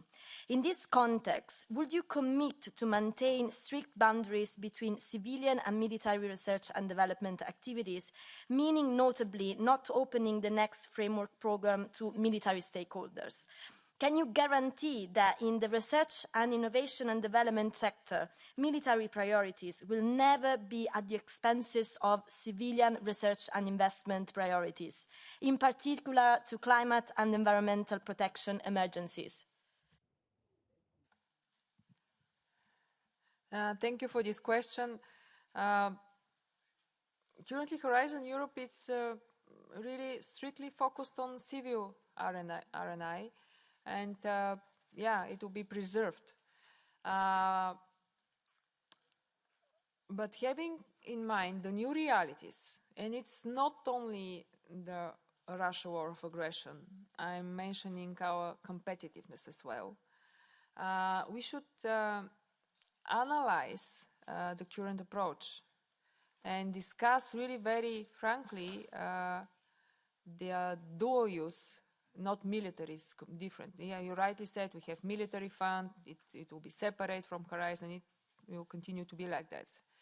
I will develop the military, the dual use. Heitor mentioned, and he was very clear to us, as far as remember, he said, the experts said in his report, do not make this artificial distinction, because in modern research, innovation, actually you're not sure what will be the result at the end. And actually, almost all the civil innovations can be used for do, and can give you quite a lot of examples in medicine, in drones, internet, almost every example, a lot of examples. So we will continue to evaluate. You know that the Commission released a study among the stakeholders and the member states about to the white paper. The study shows that more or less the stakeholders are split. Most research organizations and universities are in favor to preserve the status quo. Member states and of course industry, some of the member states, not all, are in favor of open the program for dual use as well. So what I can say that we are going to evaluate and to discuss with the stakeholders, with the member states, but of course with you, the next framework program. But Horizon is civilian research only, Europe. Paolo Cuna, the floor is yours.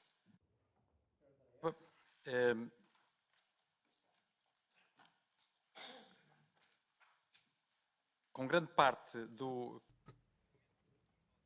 A large part of the knowledge of our researchers, as you talked about in your opening comments, are often leaving Europe. So what are the measures that you will take within this new European strategy for startups and scale-ups to deal with this imbalance and to improve our competitiveness, globally speaking? When we're talking about innovation clusters, where we have universities, large companies, startups, and researchers coming together with risk capital, what other actions will you take within the framework of the European Innovation Council to strengthen innovation poles in universities, which to a large extent are very important in Portugal?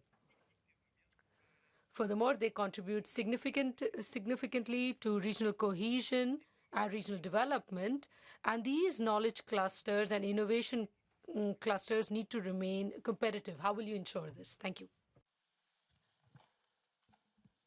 Thank you, Mr. Guna, for the question. 3 challenges ahead the startups, and I hope the startup, and I work the startup strategy to address these challenges. First, administrative burden. I always will start with this administrative burden. Simplification of the framework, next framework program is also very important. I didn't have a chance to touch this, but cut the text on half.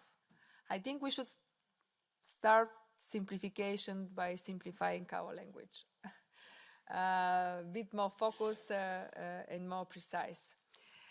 Second is access to funding, as I already mentioned, and I will touch other dimension, a widening country.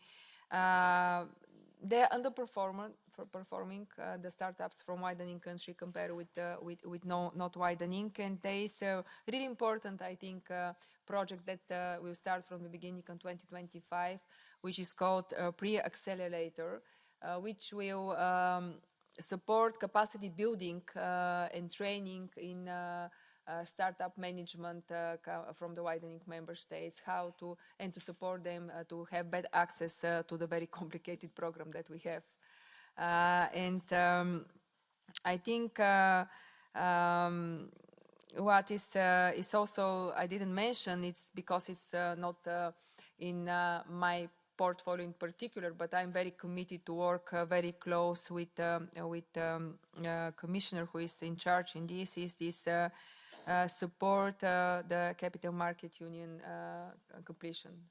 Because without this, we'll be not able. And to finish, yes, universities are really important. They are one of the main beneficiaries in Horizon Europe program.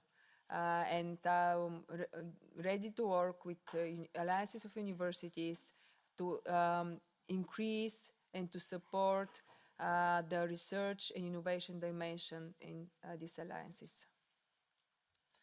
Thank you. I must say that we are 22 minutes behind the schedule, so please remember all members about the time. Mr. Nikos Papas.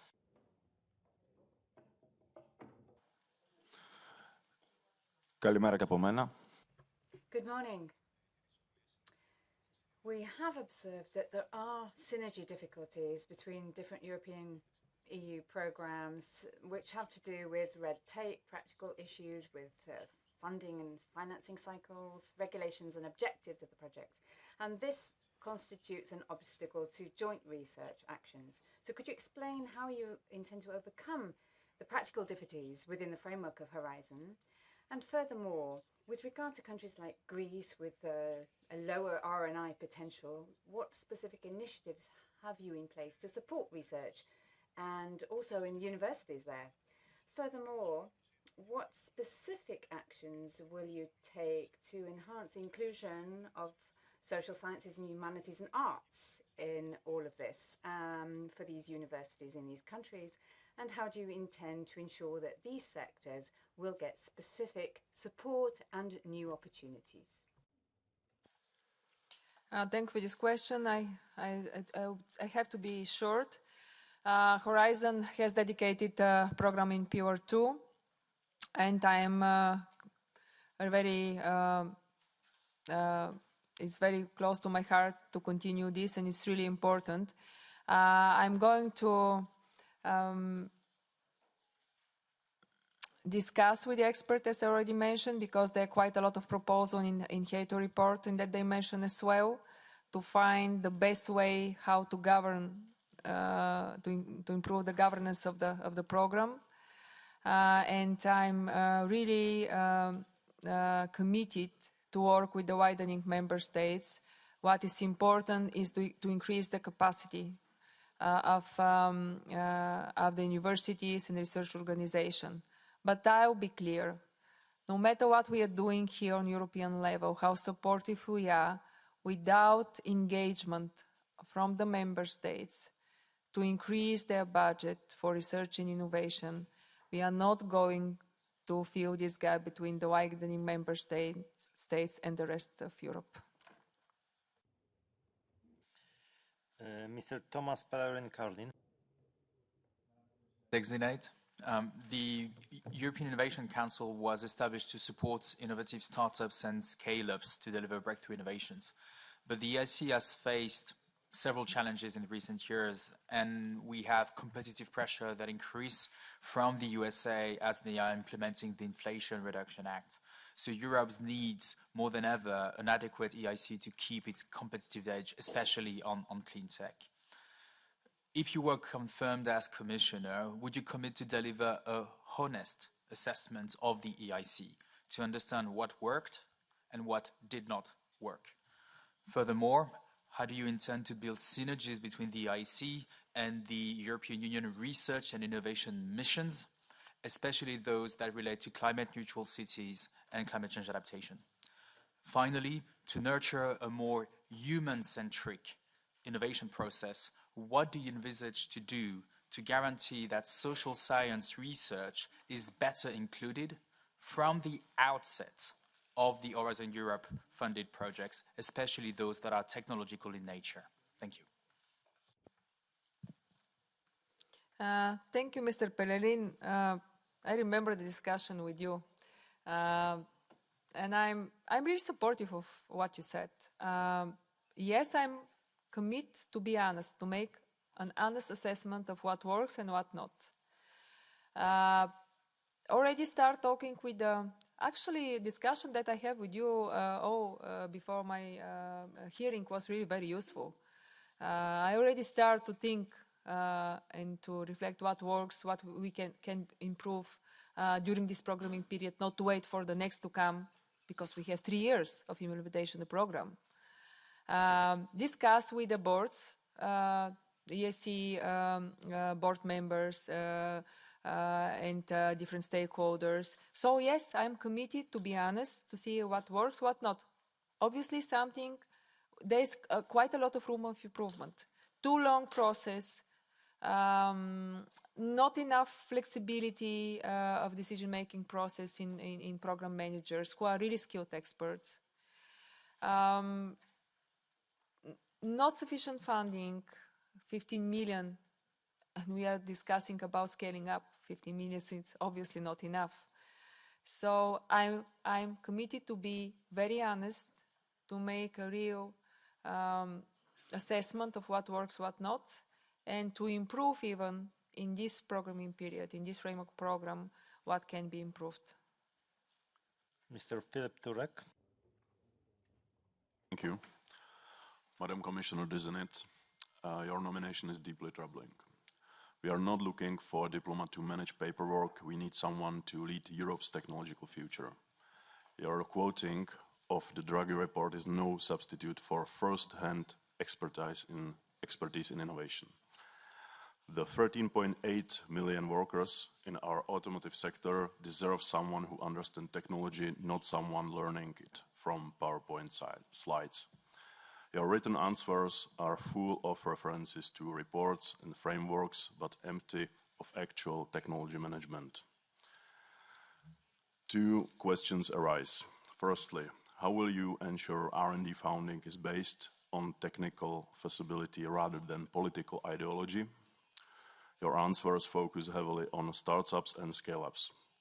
Secondly, how will you protect traditional industrial jobs while having no experience with their technological challenges? Madam Zaharieva, Europe's industrial future needs more than diplomatic skills. The stakes are simply too high for on-the-job learning. Thank you. Yeah, I think actually we need both diplomatic skills, political experience, administrative capacity, and of course I will rely a lot on huge expertise that I saw in the two DGs. I will rely a lot, of course, on the opinion of the stakeholders. Yes, I'm not a scientist, but I have rich political experience. I have been Minister of Regional Development, Minister of Justice, Minister of Foreign Affairs, Deputy Minister of Regional Development, Director in the Ministry. Actually, I started my career from really bottom. I was expert, then Director, then Deputy Minister, then Minister, and then Deputy Prime Minister. So I believe that this quite big political experience will equip me with the necessary skills to support our companies and our business, and I'm really devoted to do so. And I will rely on expertise in this room. I see huge expertise here, and I am very grateful with exchanging ideas with you during my preparation, now during this hearing, and hopefully in the future, if I have chance to implement my mission. So this is my answer. Thank you. Mr. Fernand Karte is there. Thank you very much, and thank you, Mrs. Commissioner-designate, for your statements. As in other key technological and scientific sectors, Europe seems to be lagging behind in space exploration as compared to some major countries. The United States, Russia, China, Japan, and India have landed on the moon, the EU not. The European Space Agency has outlined ambitious plans through its Explore 2040 initiative. This strategy envisions sending European astronauts to the moon and ultimately to Mars. As we look to the future, it is clear that space innovation will play a transformative role in Europe's strategic autonomy, economic competitiveness, and scientific leadership. Could you please outline, Mrs. Commissioner-designate, what role the European Union and its investments in research and innovation can contribute to Europe's and European Space Agency's plans to make Moon and Mars exploration a reality, and thus highlight European innovation and expertise on a global stage? Thank you very much. Thank you, Mr. Kaiser, for this really important question. Yes, we have really good companies, space companies, who developed R&I in space. I already met, actually, the program manager for space in EIC, and we discussed a lot what we can do to support even more this huge potential that we have in European space companies and their talent and their competitiveness. Clearly, the funding is not enough. I think now we have 1.9 billion for this programming period. But I saw a lot of skilled people who understand the business very well. And we are going to present a plan to increase the money and to increase the funding of the startups in space industry. Yes, we can be competitive. We have quite a lot of knowledge in the space startup industry.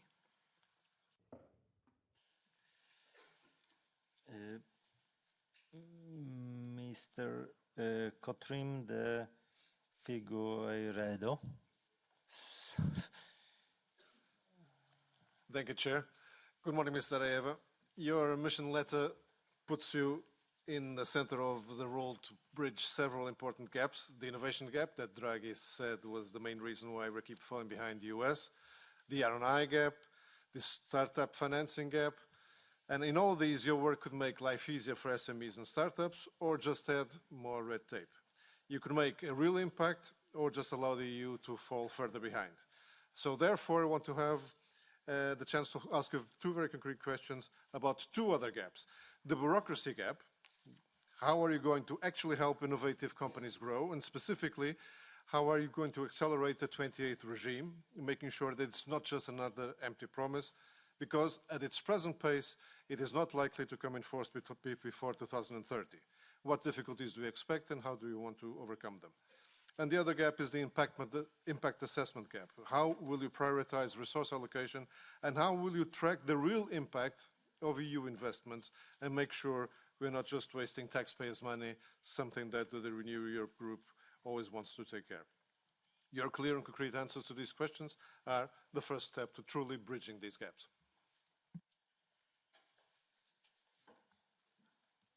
Thank you, Mr. De Figueiredo.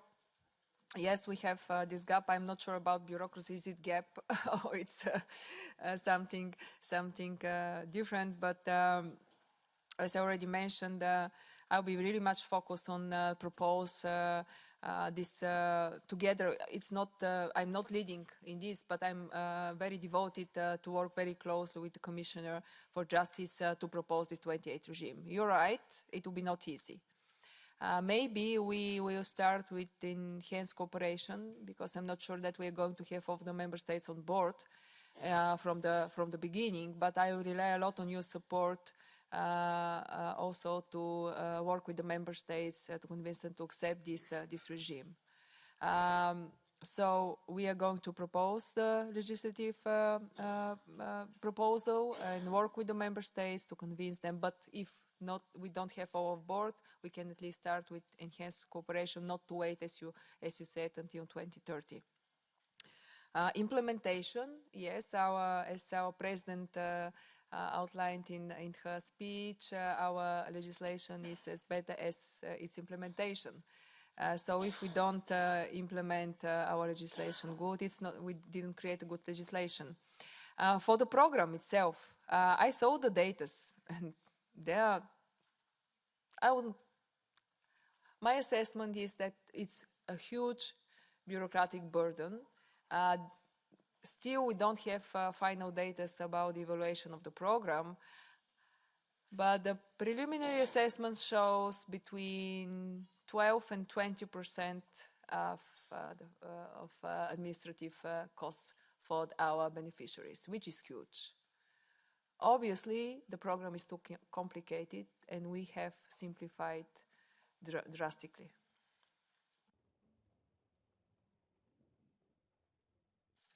Thank you. Mrs. Hildegard Bentel.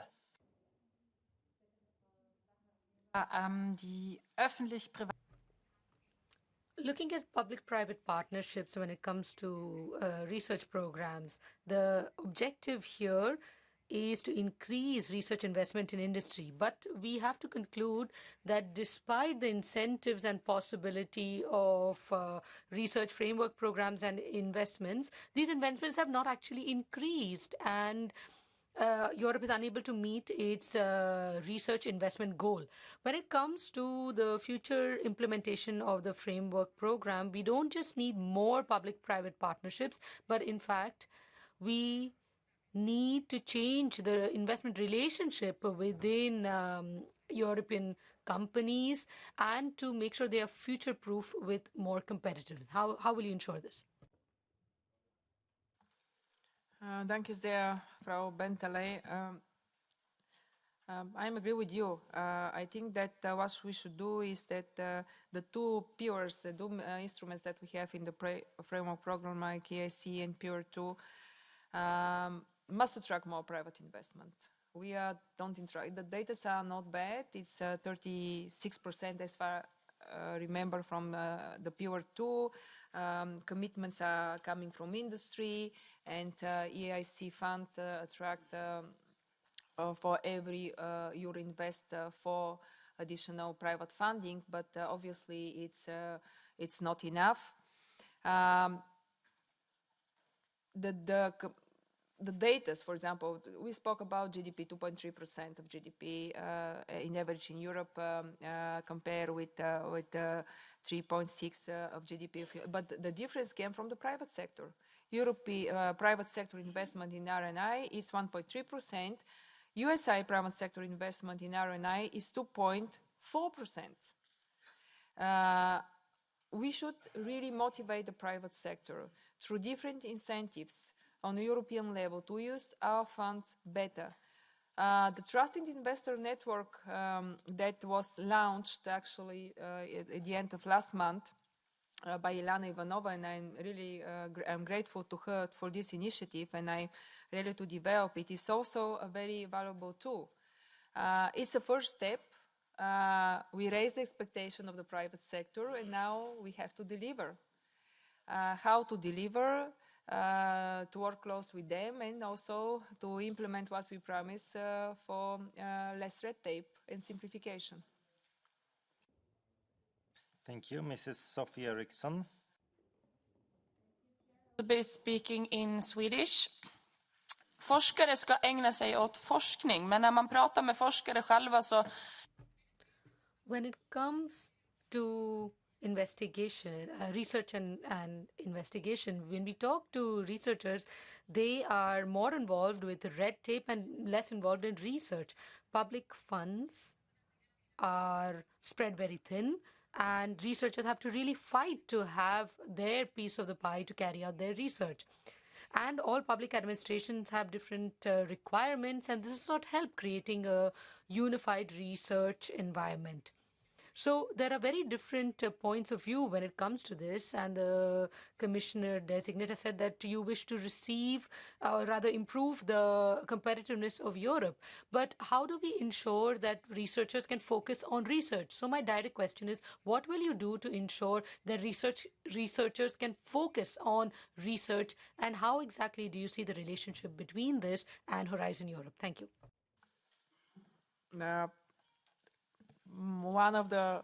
I'll be very direct, one of the possibilities is this two-phase application. Because if it's two-phase application, that means that researchers, or the companies, the startups who apply, they will be, the first part, they'll be focused on present the project, as you said.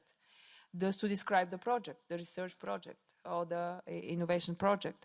Not work between 35 and plus 15 more days if they have complicated collaborative projects. So just to fill all the documents and papers that we ask from them.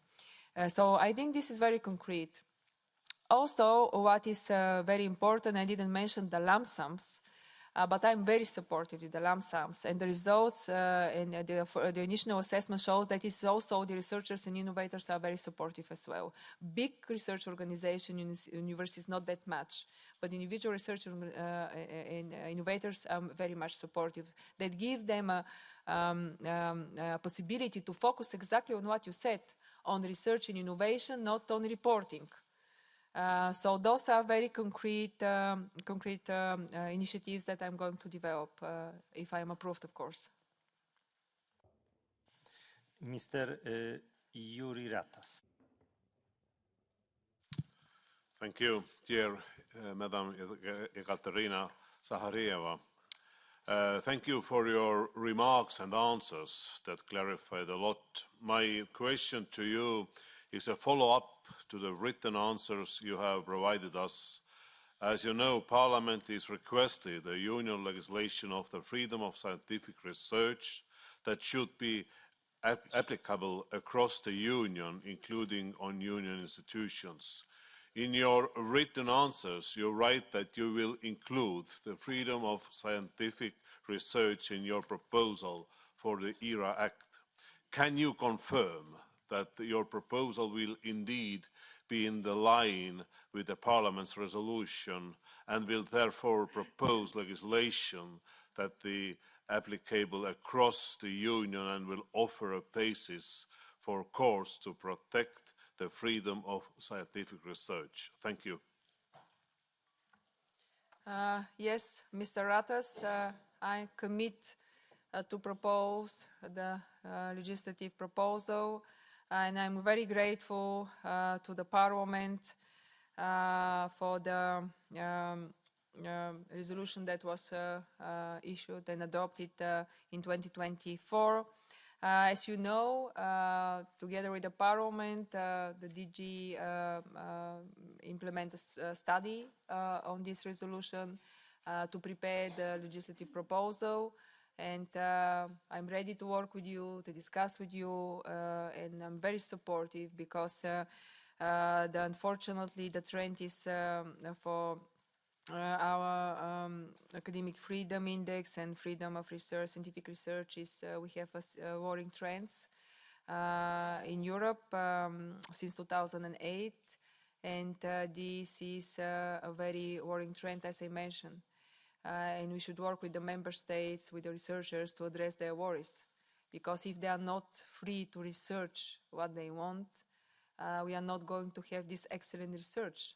And I think we have really good example in ERC to implement for that, this bottom-up approach. I mean, ERC is a good example. But yes, I'm ready to commit, and I'm committed to the legislative proposal. Mr. Raffaele Stancanelli. Sì, grazie Presidente. Thank you, Chair. Commissioner-designate, according to a July report on participation of SMEs in Horizon Europe, 20% of financing has currently been assigned with an increase in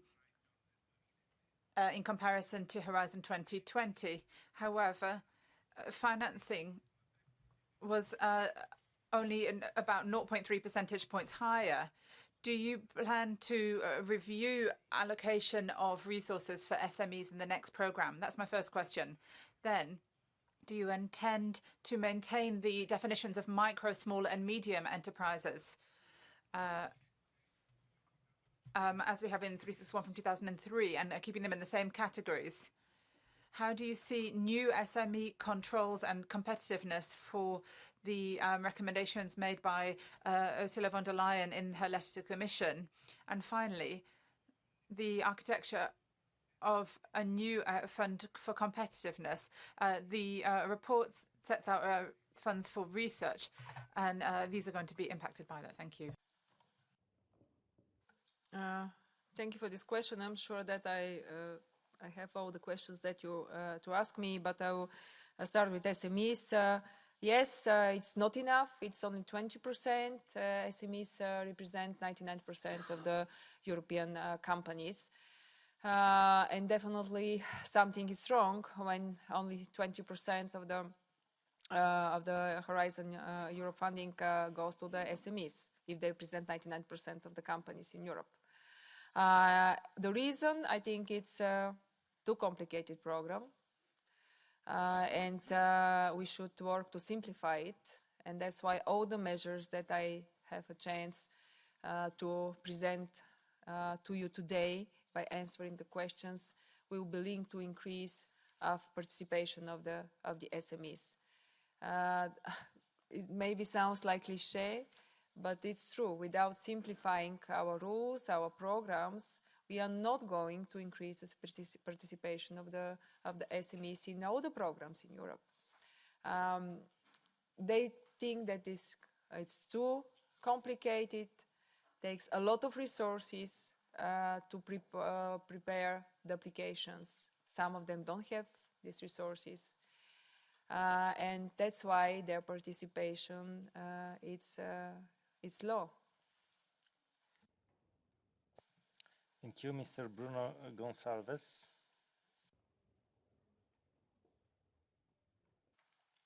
Thank you, Mr. Chair, and I'll be speaking in Portuguese. Cara Comissária. Dear Commissioner-designate Zaharieva, Bulgaria and Portugal are on different sides of Europe, but we face common issues. One of the main issues is young people leaving our countries. We are the best qualified, but they are not the best paid. As a result, there is brain drain, and this has an impact on the demography and regional cohesion of different member states. Now, research and innovation are very important in changing this trend. So, firstly, how exactly will the European research area ensure that our universities actually have a real economic impact? How exactly will you ensure that researchers remain in their countries? And how will you ensure that competitivity clusters can be an example for Europe to follow? Furthermore, how exactly will you strengthen the Europe research funds so that these opportunities are available to all, especially to the youth? Thank you. Thank you, Mr. Gonçalves.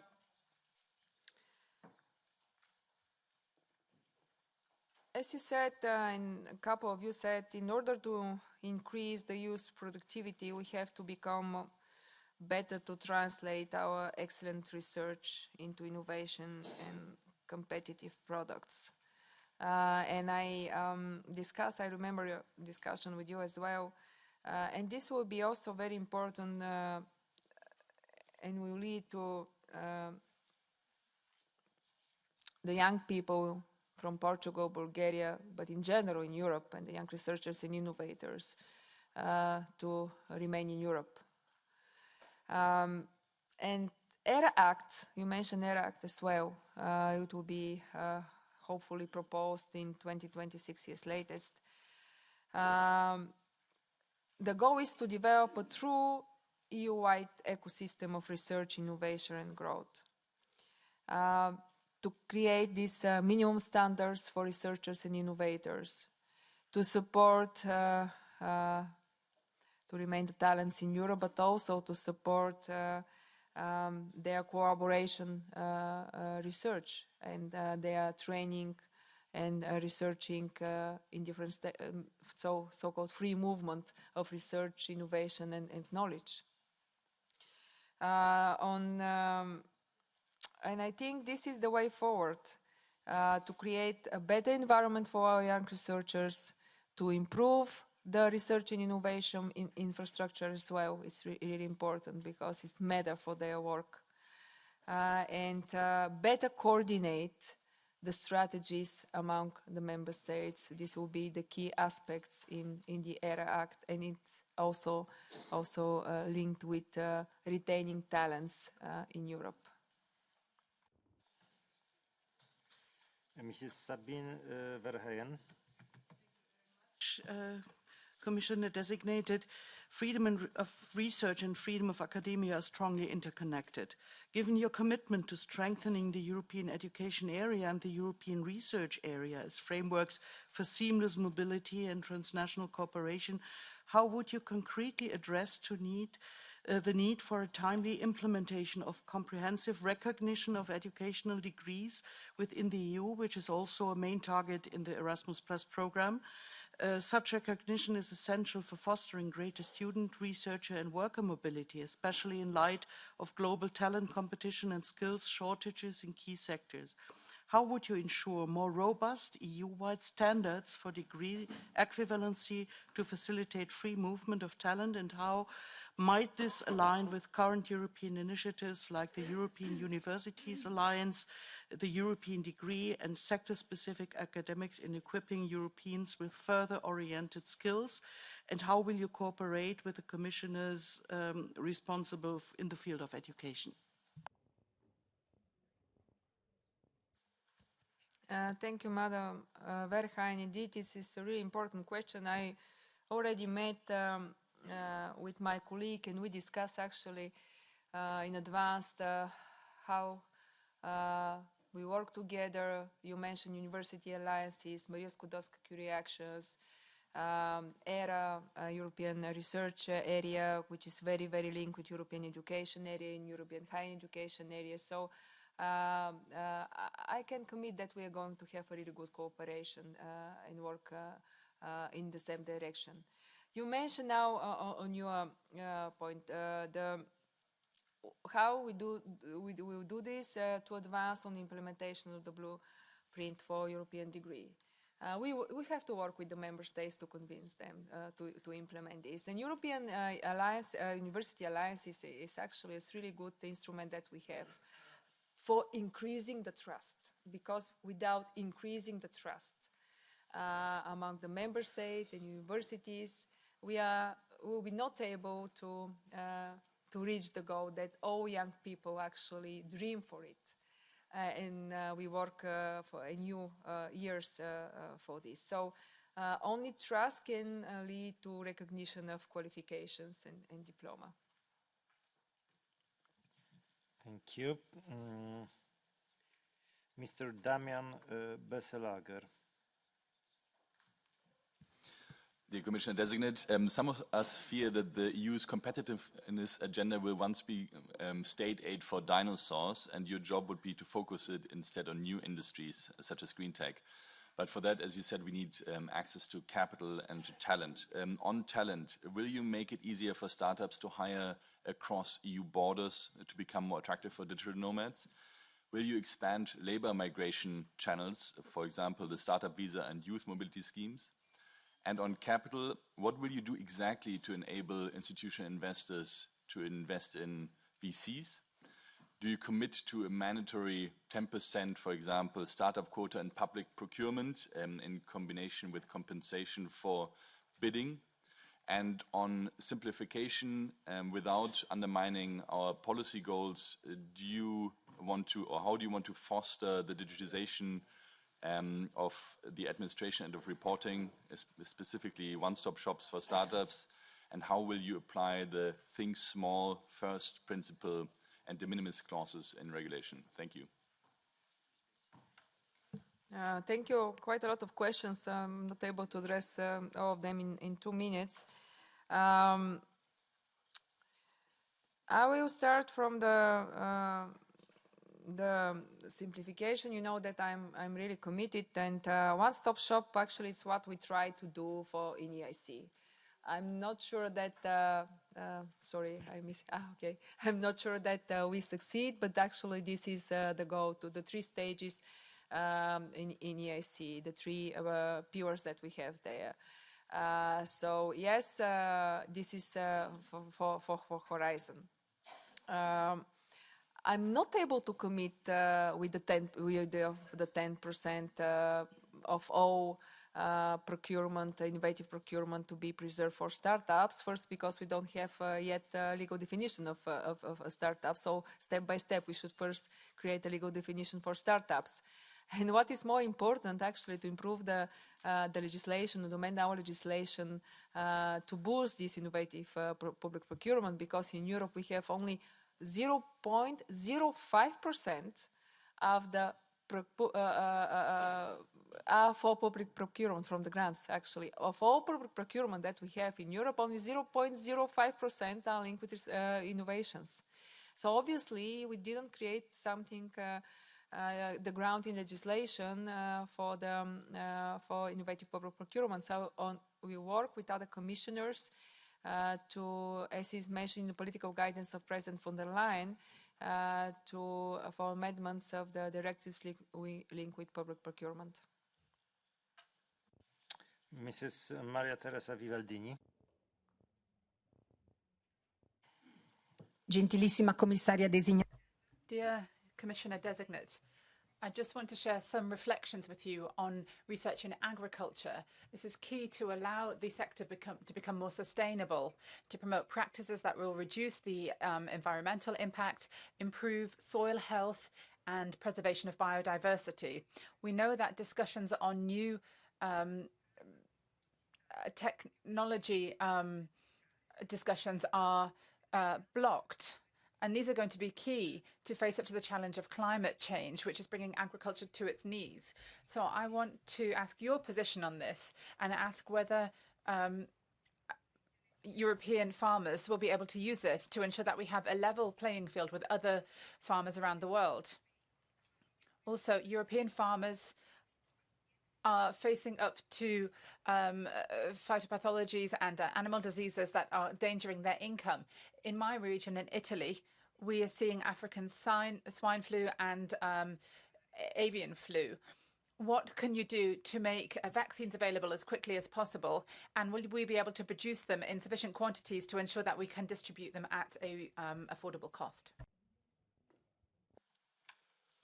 Madam Vivaudini, I really understand your questions, because actually in Bulgaria we face the same, our agricultural sector face the same challenges with the African swine fever. So I really know how difficult it is for the country, for the farmers, how big loss is for agricultural sector, and it's a big tragedy, I would say, because it's their work, their life. So yes, definitely, I will support to step up research for such diseases, and the problem must be urgently addressed. And we have the instruments, we have the tools, and I'm very, very supportive on this, and you can rely on me in this endeavor. On your first part of the question, I'm not sure that I managed to understand everything. What I know is that there was a proposal from the Commission, but it's blocked in the Council. So my portfolio, I mean the portfolio of research and innovation, and it's a political sensitive issue. I think the role of research and innovation should be to explain the people, help the politicians to take decisions, but it's a controversial topic, and it depends on the Council to take decision now. Thank you. Mrs. Martinez. Thank you so much. Good morning. I will speak in Spanish. Brevemente, ¿cómo? Very briefly, how does the Commission plan to ensure transparency and governance for research and innovation projects using disruptive technologies to ensure that you can keep a check on double use and any possible abuses of these technologies? How is the Commission going to ensure conditions in all countries and regions to ensure that disruptive technologies focused on the markers will respect ethical practices and proper practices, and also to ensure that all types of research and development across Europe, including those in regions that are more developed in terms of human rights and good practices, will not be penalized when competing with regions without the same standards? Horizon Europe program is focused on civilian research and innovation, and all the projects have to implement the high ethical standards, so there is no exception on this principle. On dual use, we have evaluate, we have reflect, and the new realities that I already mentioned, and is not only Russia war of aggression towards Ukraine, it's also our competitiveness. And it's also what the scientists think that this artificial division. But we are going to continue this evaluation, maybe to start and to propose a new study, because the first study actually was not representative enough. There were quite a few participants in this study. This was told from the DG, and of course speak with the member states, speak with you in the Parliament, with the experts, as I already mentioned, with the industry, with the universities and research organizations, and find the right balance. So how we can guarantee, I think, depends on the researchers and innovators, because first the program is focused on civil, but second, when the researchers and innovators, they have their patents, depends on them for what purposes their research or innovation will be used. So they have these intellectual rights, it depends on them. So this is the guarantee. It will depend on the researchers and innovators. Thank you, Signor Fulvio Martuscello. Commissario, ho letto le sue risposte. I read your written responses and I found them very complete. In some of the written responses, you refer to wanting to contribute to building a European area of research and innovation, and that there are going to be significant initiatives taken in the next 5 years to try to overcome too low investment in R&I and to ensure that it's higher than 3% of GDP. And also to coordinate member states' research and development systems.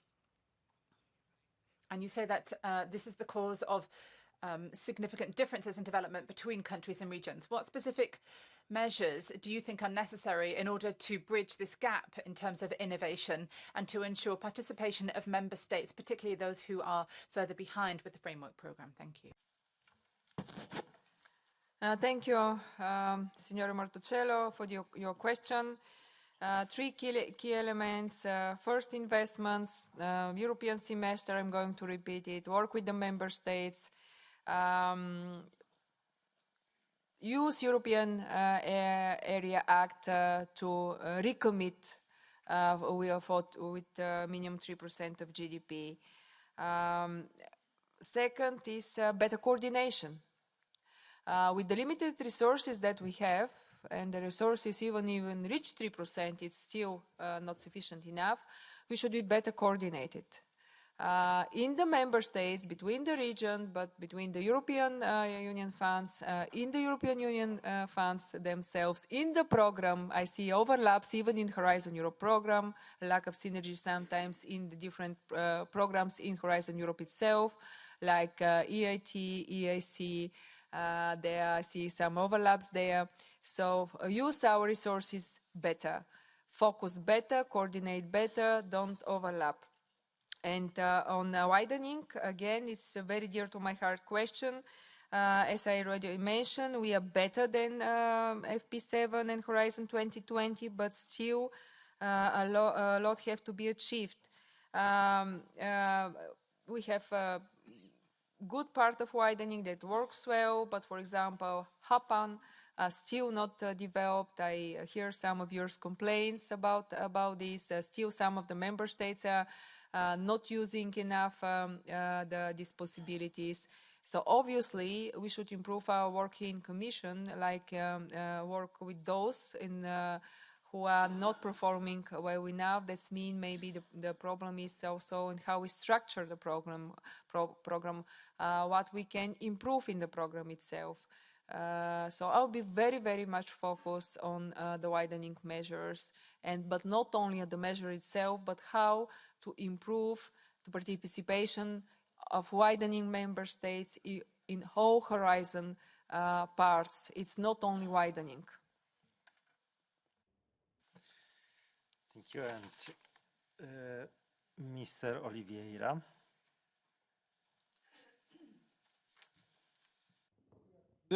Senhora Zaharieva. Ms. Zaharieva, now the policies that you're defending have a number of issues. Firstly, they accentuate the imbalances between countries when it comes to technological development and also to keeping researchers and scientists in the country. You have access to Euro funds by a limited number of beneficiaries. You're continuing to look at science and research with its possibility to generate profits for large companies and not necessarily responding to social issues. So my question is the following. There are three possible alternatives. Firstly, prioritize support policies for countries that are scientifically and technologically lagging behind. Secondly, creating support policies for public networks for science and research, where we look at national development and responding to social issues as a priority. Thirdly, supporting national policies to help academics and researchers by improving their employment and academic futures, and to keeping scientific development in the countries. Mr. Oliveira, I'm ready to support all of your proposals, and I'm committed to work with you on these ideas. I don't know what else to add. I'm really supportive of what you said. So the time is running, and I try to keep. I think we are quite above the time, Mr. Chair. So, except saying, you can count on my support on this.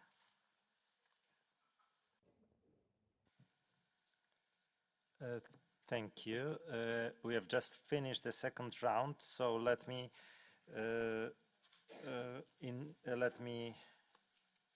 give the floor to the Vice Chair of the Committee on Culture and Education, Mr. Bogdan Zdrojewski. I'm pleased to welcome the member of invited committee, and the floor is yours. Dziękuję bardzo. Thank you very much. I wanted to ask a question concerning the activities about the synergies between the European education area, European research area. So how do you want to cooperate with Vice President Zato in areas concerning the European University Alliance? But I'm also very much interested in your assessment of the Bologna system. It's been functioning now for quite a lot of years, and it had two tasks. One was to catch up for the European universities with the American universities. We have not succeeded in this, so maybe we should start works on a new system, new program, and new perspectives. Thank you. Thank you, Mr. Zdrojewski.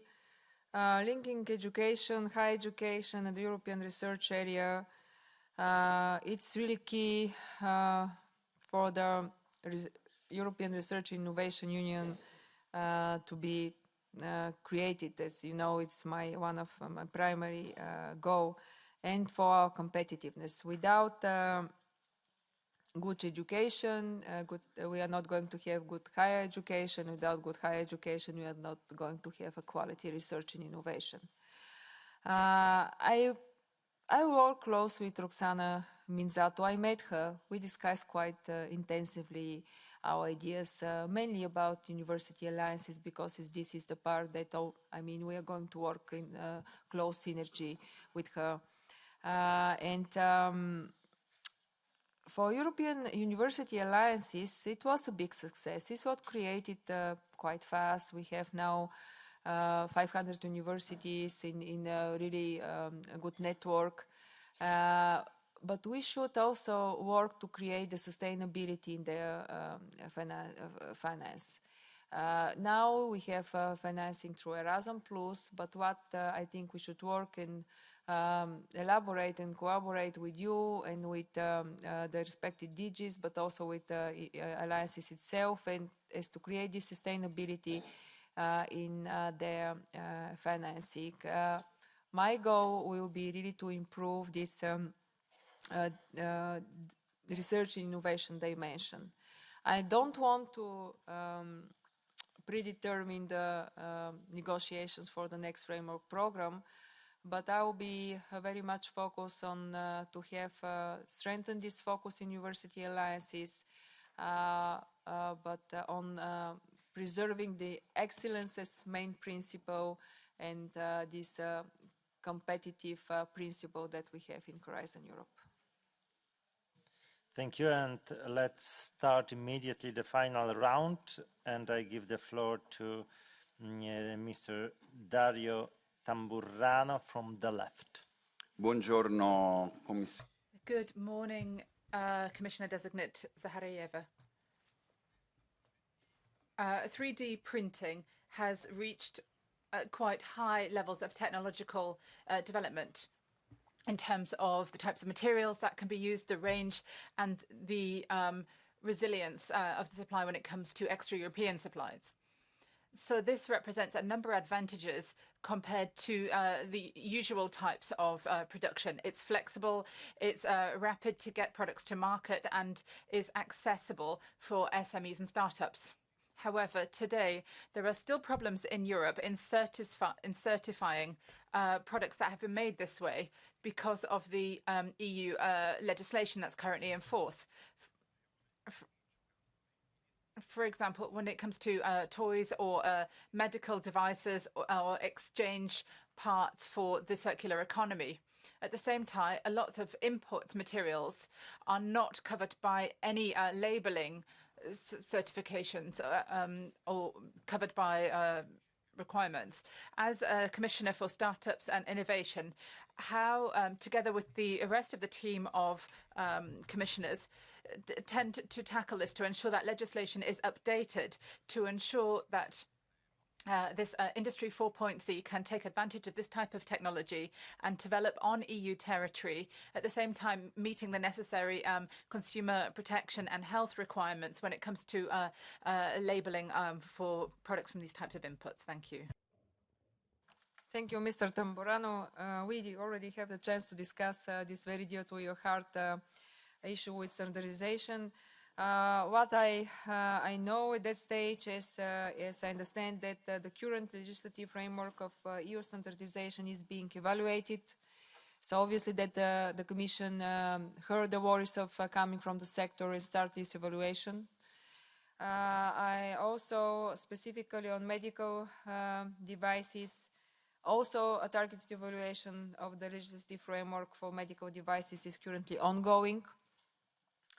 And I will work with the commissioner in charge, like Executive Vice President Séjourné, on these issues, because if the sector has worries, that means that something is wrong in our legislation. And on my perspective, I will make sure that the life sciences strategy and the biotechnology strategy will support regulatory science that can facilitate approval of safe new technology. That means that also in life science strategy, regulatory complexes will be addressed as well. Mrs. Alexandra Gesse. Thank you very much, Chair. Commissioner-designate, considering President von der Leyen's 100 billion commitment to a European AI initiative akin to CERN, how will you work with the Vice President for Tech Sovereignty to ensure that the European AI ecosystem meets the competitiveness challenges highlighted in the Draghi agenda? And what will you do in the European Innovation Act to ensure that the European Innovation Council prioritizes substantial investments to support high-potential European AI startups and helps to build open, sovereign, and sustainable digital infrastructures? How do you envision the EIC's role in fostering a competitive, autonomous AI ecosystem that strengthens European tech sovereignty and reduces dependency on non-European technologies? And last but not least, how will you ensure that sustainability is a crucial factor for AI? We know that current large language models are not compatible with our climate goals because of their huge energy consumption. Data centers will compete for energy with our industry and thus further jeopardizing competitiveness. At the same time, Europe is already excellent when it comes to developing much more sustainable computing capabilities. So what will you do to strengthen sustainable digital technologies made in Europe? Not a question, but a comment. I very much welcome your commitment to gender equality. Gender equality in science and research is not only good for women, but for all of us, because there's ample evidence that it improves the quality of our science and research and also the competitiveness of our businesses. So thank you very much for that.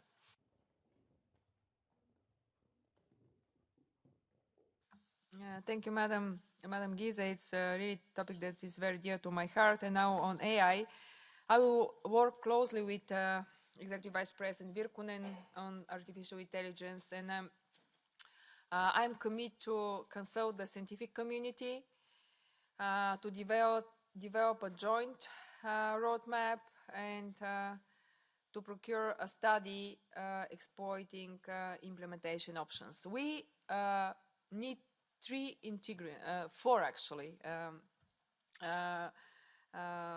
very important ingredients for developing of AI. It's, of course, funding, computer power, data, and skills. Without the four of them, we will be not able to advance with the strategy that we want to implement in front of you. And none of the member states is able to have the whole four alone. So this council, because a lot of you have asked me what exactly this council is going to do, the goal of this council should be to pool our resources effectively, all these four ingredients that I already mentioned. So I work very closely with Henna Virkkunen and with the scientific community to present the strategy and the launch of the AI Research Council in Science. Mr. Hristo Petrov. Thank you, Mr. Chair. I'll speak in Bulgarian. Уважаема госпожо Захариева. Dear Mrs. Zaharieva, in the context of the initiative, the new European Bauhaus, my question is the following. What opportunities do you see for the use of digital tools within the Horizon Europe program to preserve culture and access to culture? And do you foresee any special support for smaller or more remote cultural institutions within the context of the digital transition? Благодаря, господин Петров, за въпроса.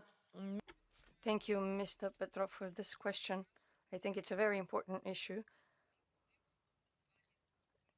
Inclusivity, and when it comes to education and culture, is very important. We've talked about this. I touched upon this in my introductory remarks.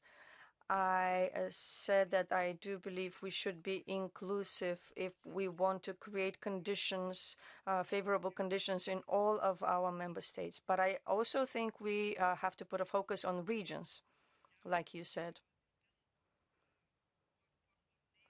So yes, my portfolio is not directly related to culture and education. However, the Horizon program provides funding for research and innovation in the social sciences as well, and that covers culture. We mentioned many measures concerning the so-called widening countries that are not yet quite there when it comes to research and innovation. And all of these measures are valid for culture and research within the field of culture as well. So yes, you have my support. You can count on my support. With regard to inclusivity, I'm very much ready to work with you towards achieving progress in that regard. However, to do that, we have to have the member states on our side as well. Because whatever we do at a European level, it will be ineffective without the support and the funding at a national level on behalf of the member states. Whatever we do here, unless we have more national funding for culture, education, research and innovation, we will not do without this if we want to make Europe a more competitive place in a global context. Ik spreek Nederlands. Mevrouw Zaharieva, voor de... Thank you for your answers, but I have a very specific question.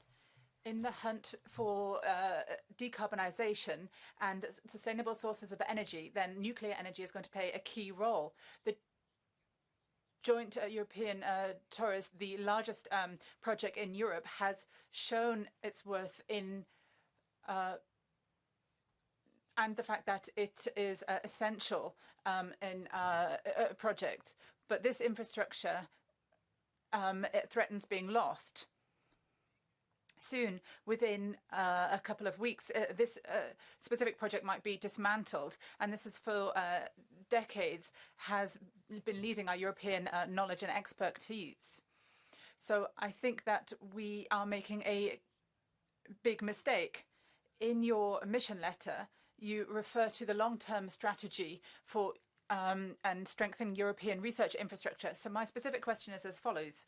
What specific actions will you take to maintain JET so that knowledge that we have built up will not be lost, so that our students and researchers can further work on this and build on this, and to ensure that we can maintain Europe in the face of China, amongst others? Thank you. For this question on JET, what we'll do, if of course approved, it's to connect and discuss with the United Kingdom to manage to convince them not to stop financing the JET project. Because after the Brexit, you know, it was part of the negotiation and agreement that we reached. The joint European Torus, that is the full name of JET facilities, was transferred, the ownership was transferred to the United Kingdom, and they decided to stop the financing. They also, after the Brexit negotiations that we have now ongoing, was decided also not to cooperate with the EU through the Euratom research and training program, which was one of the possibilities to continue financing the JET facilities. So on that stage, what we can do, and I can commit, is to, if I'm approved, and to talk with the United Kingdom colleagues to convince them to continue financing, because European Commission don't have neither legal base, and even with the finances and resources that we have to continue finance this project without having United Kingdom on board. This is what I can commit for JET project in particular. Thank you. And Mr. Andras Gyurk. Thank you. Madam Commissioner-designate, in the past almost 3 hours, you've been stressing the importance of speeding up access to research funds, as well as the improvement of accessibility of the European research cooperation. I agree with you. And this is exactly why I would like to draw your attention to the fact that since December 22, based on the Commission's proposal, 21 Hungarian universities have been excluded from the funding of the Horizon Europe Framework Programme. As a result of this discriminatory measure, for instance, projects of Hungarian medical universities aimed at developing rehabilitation treatments have been excluded. This step also made impossible the formation of an international cooperation program on a European disease forecasting system led by Nobel Prize winner Professor Ferenc Krausz. It is clear that this policy causes direct damage to the lives of citizens. With this in mind, if you take office, when exactly do you plan to respond to the Hungarian government's legislative proposal submitted a year ago? When will you abolish this unprecedented and discriminatory situation? Thank you very much. I will start by saying that our collective interest is to welcome back these Hungarian universities and companies that the measures were taken to them. It's also important to mention that they can participate in Horizon Europe actions, but without receiving EU funds.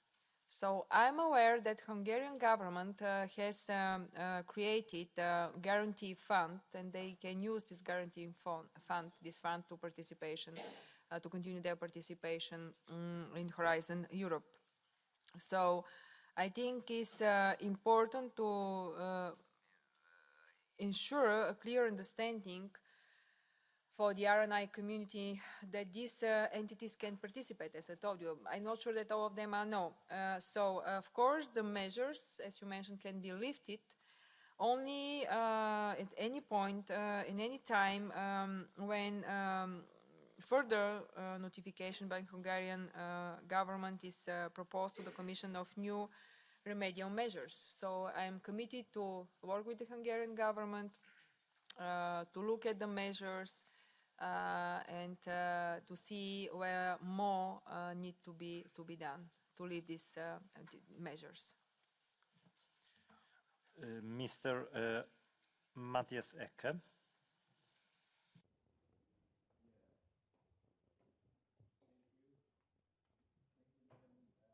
Madam Commissioner-designate, I would like to skip the question that I actually intended on high-tech research, and because I would like to draw my attention and your attention to a question that I think you have failed to answer twice in this hearing. It is about R&I missions, because missions provide societal guidance over many components of Horizon Europe. And I think of missions like the climate neutral cities, beating cancer, or adaptation to climate change. So I think they're very important also in the framework of research policy. So what is your assessment of the missions, and how do you want to continue them, invest more on them, and which role are they supposed to play in your future research policy? I would really like you to get back on that, because you did not in the previous answers. Thank you. Thank you. Sorry that I didn't. I tried to stack in 2 minutes, always went more. Missions, yes, you said, I agree with you, they're important. There are 5 missions, as you already know very well, and they are delivering, but the evaluation that I read, and it's that we should do better.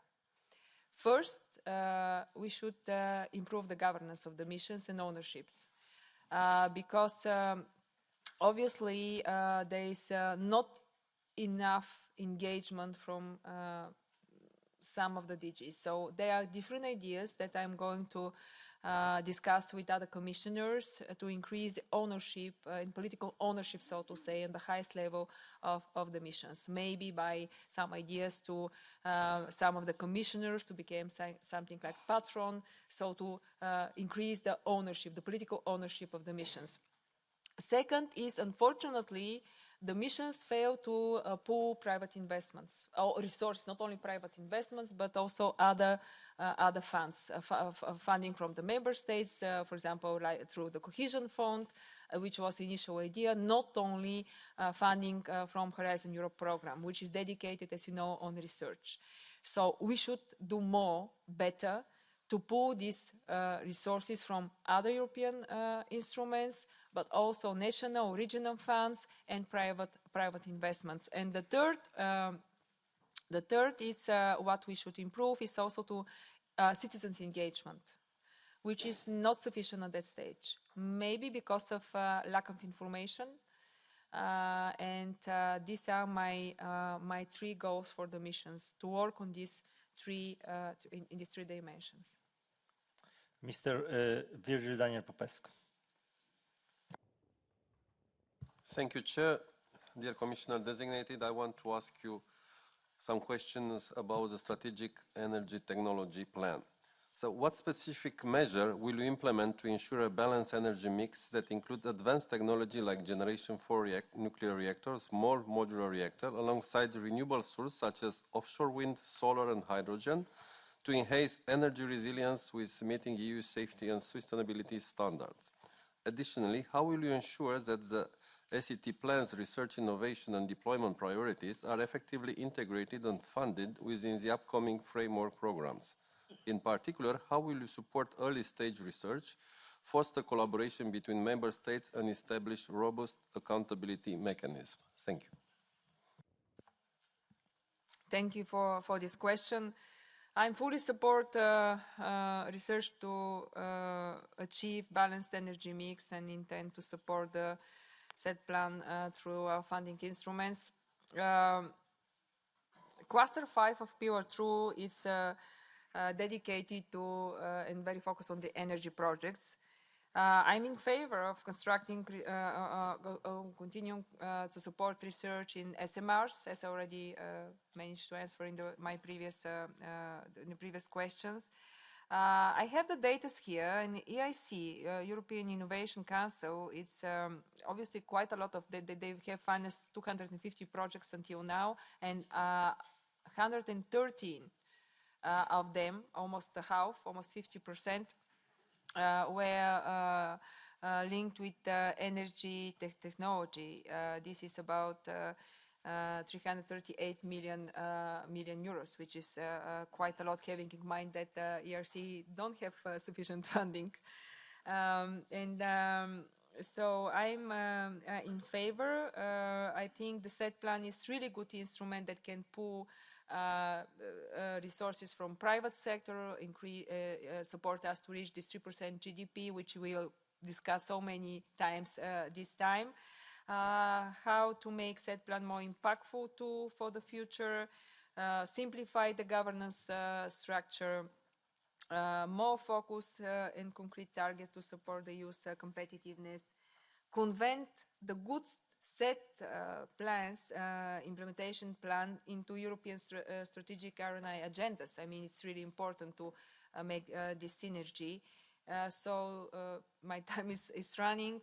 I'm very much supportive in research and innovation to achieve this balanced energy mix. Thank you. We have finished the final round, so this is the time for concluding remarks. So the floor is yours. It is 5 minutes, but it is not necessary to use all the time, of course.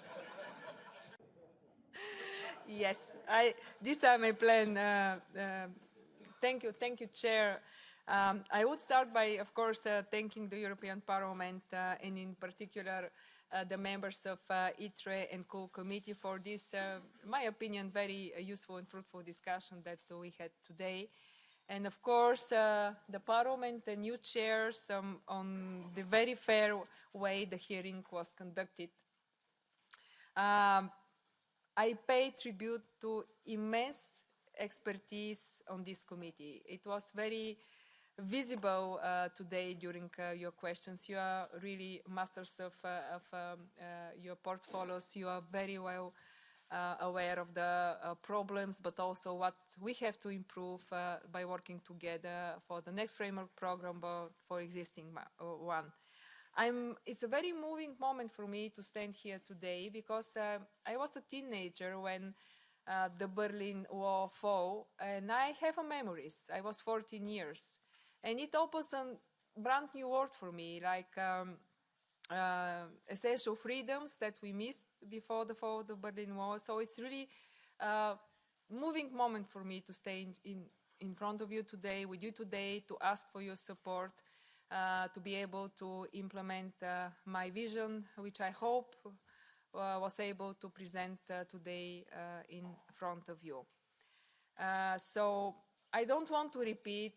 My team has prepared to me 5-minute speech to repeat again all the priorities, but I'm not going to do that.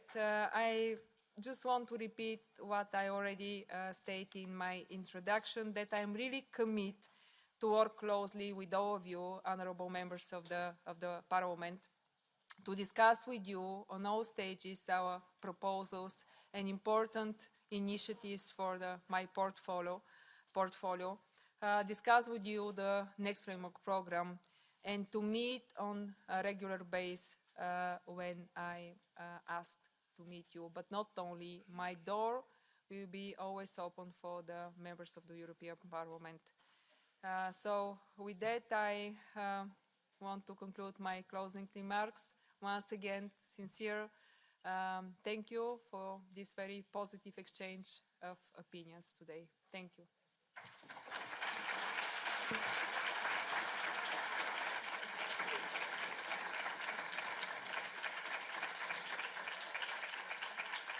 Thank you very much. I'd like to thank all members who took part in this hearing for your questions, as well as Commissioner-designate Mrs. Zaharieva for all your replies. And of course, you will be always warmly welcome at our committee. So the evaluation meeting will be held in camera today at 1 p.m., remember. And I'd like to announce that this meeting is now closed. Thank you very much.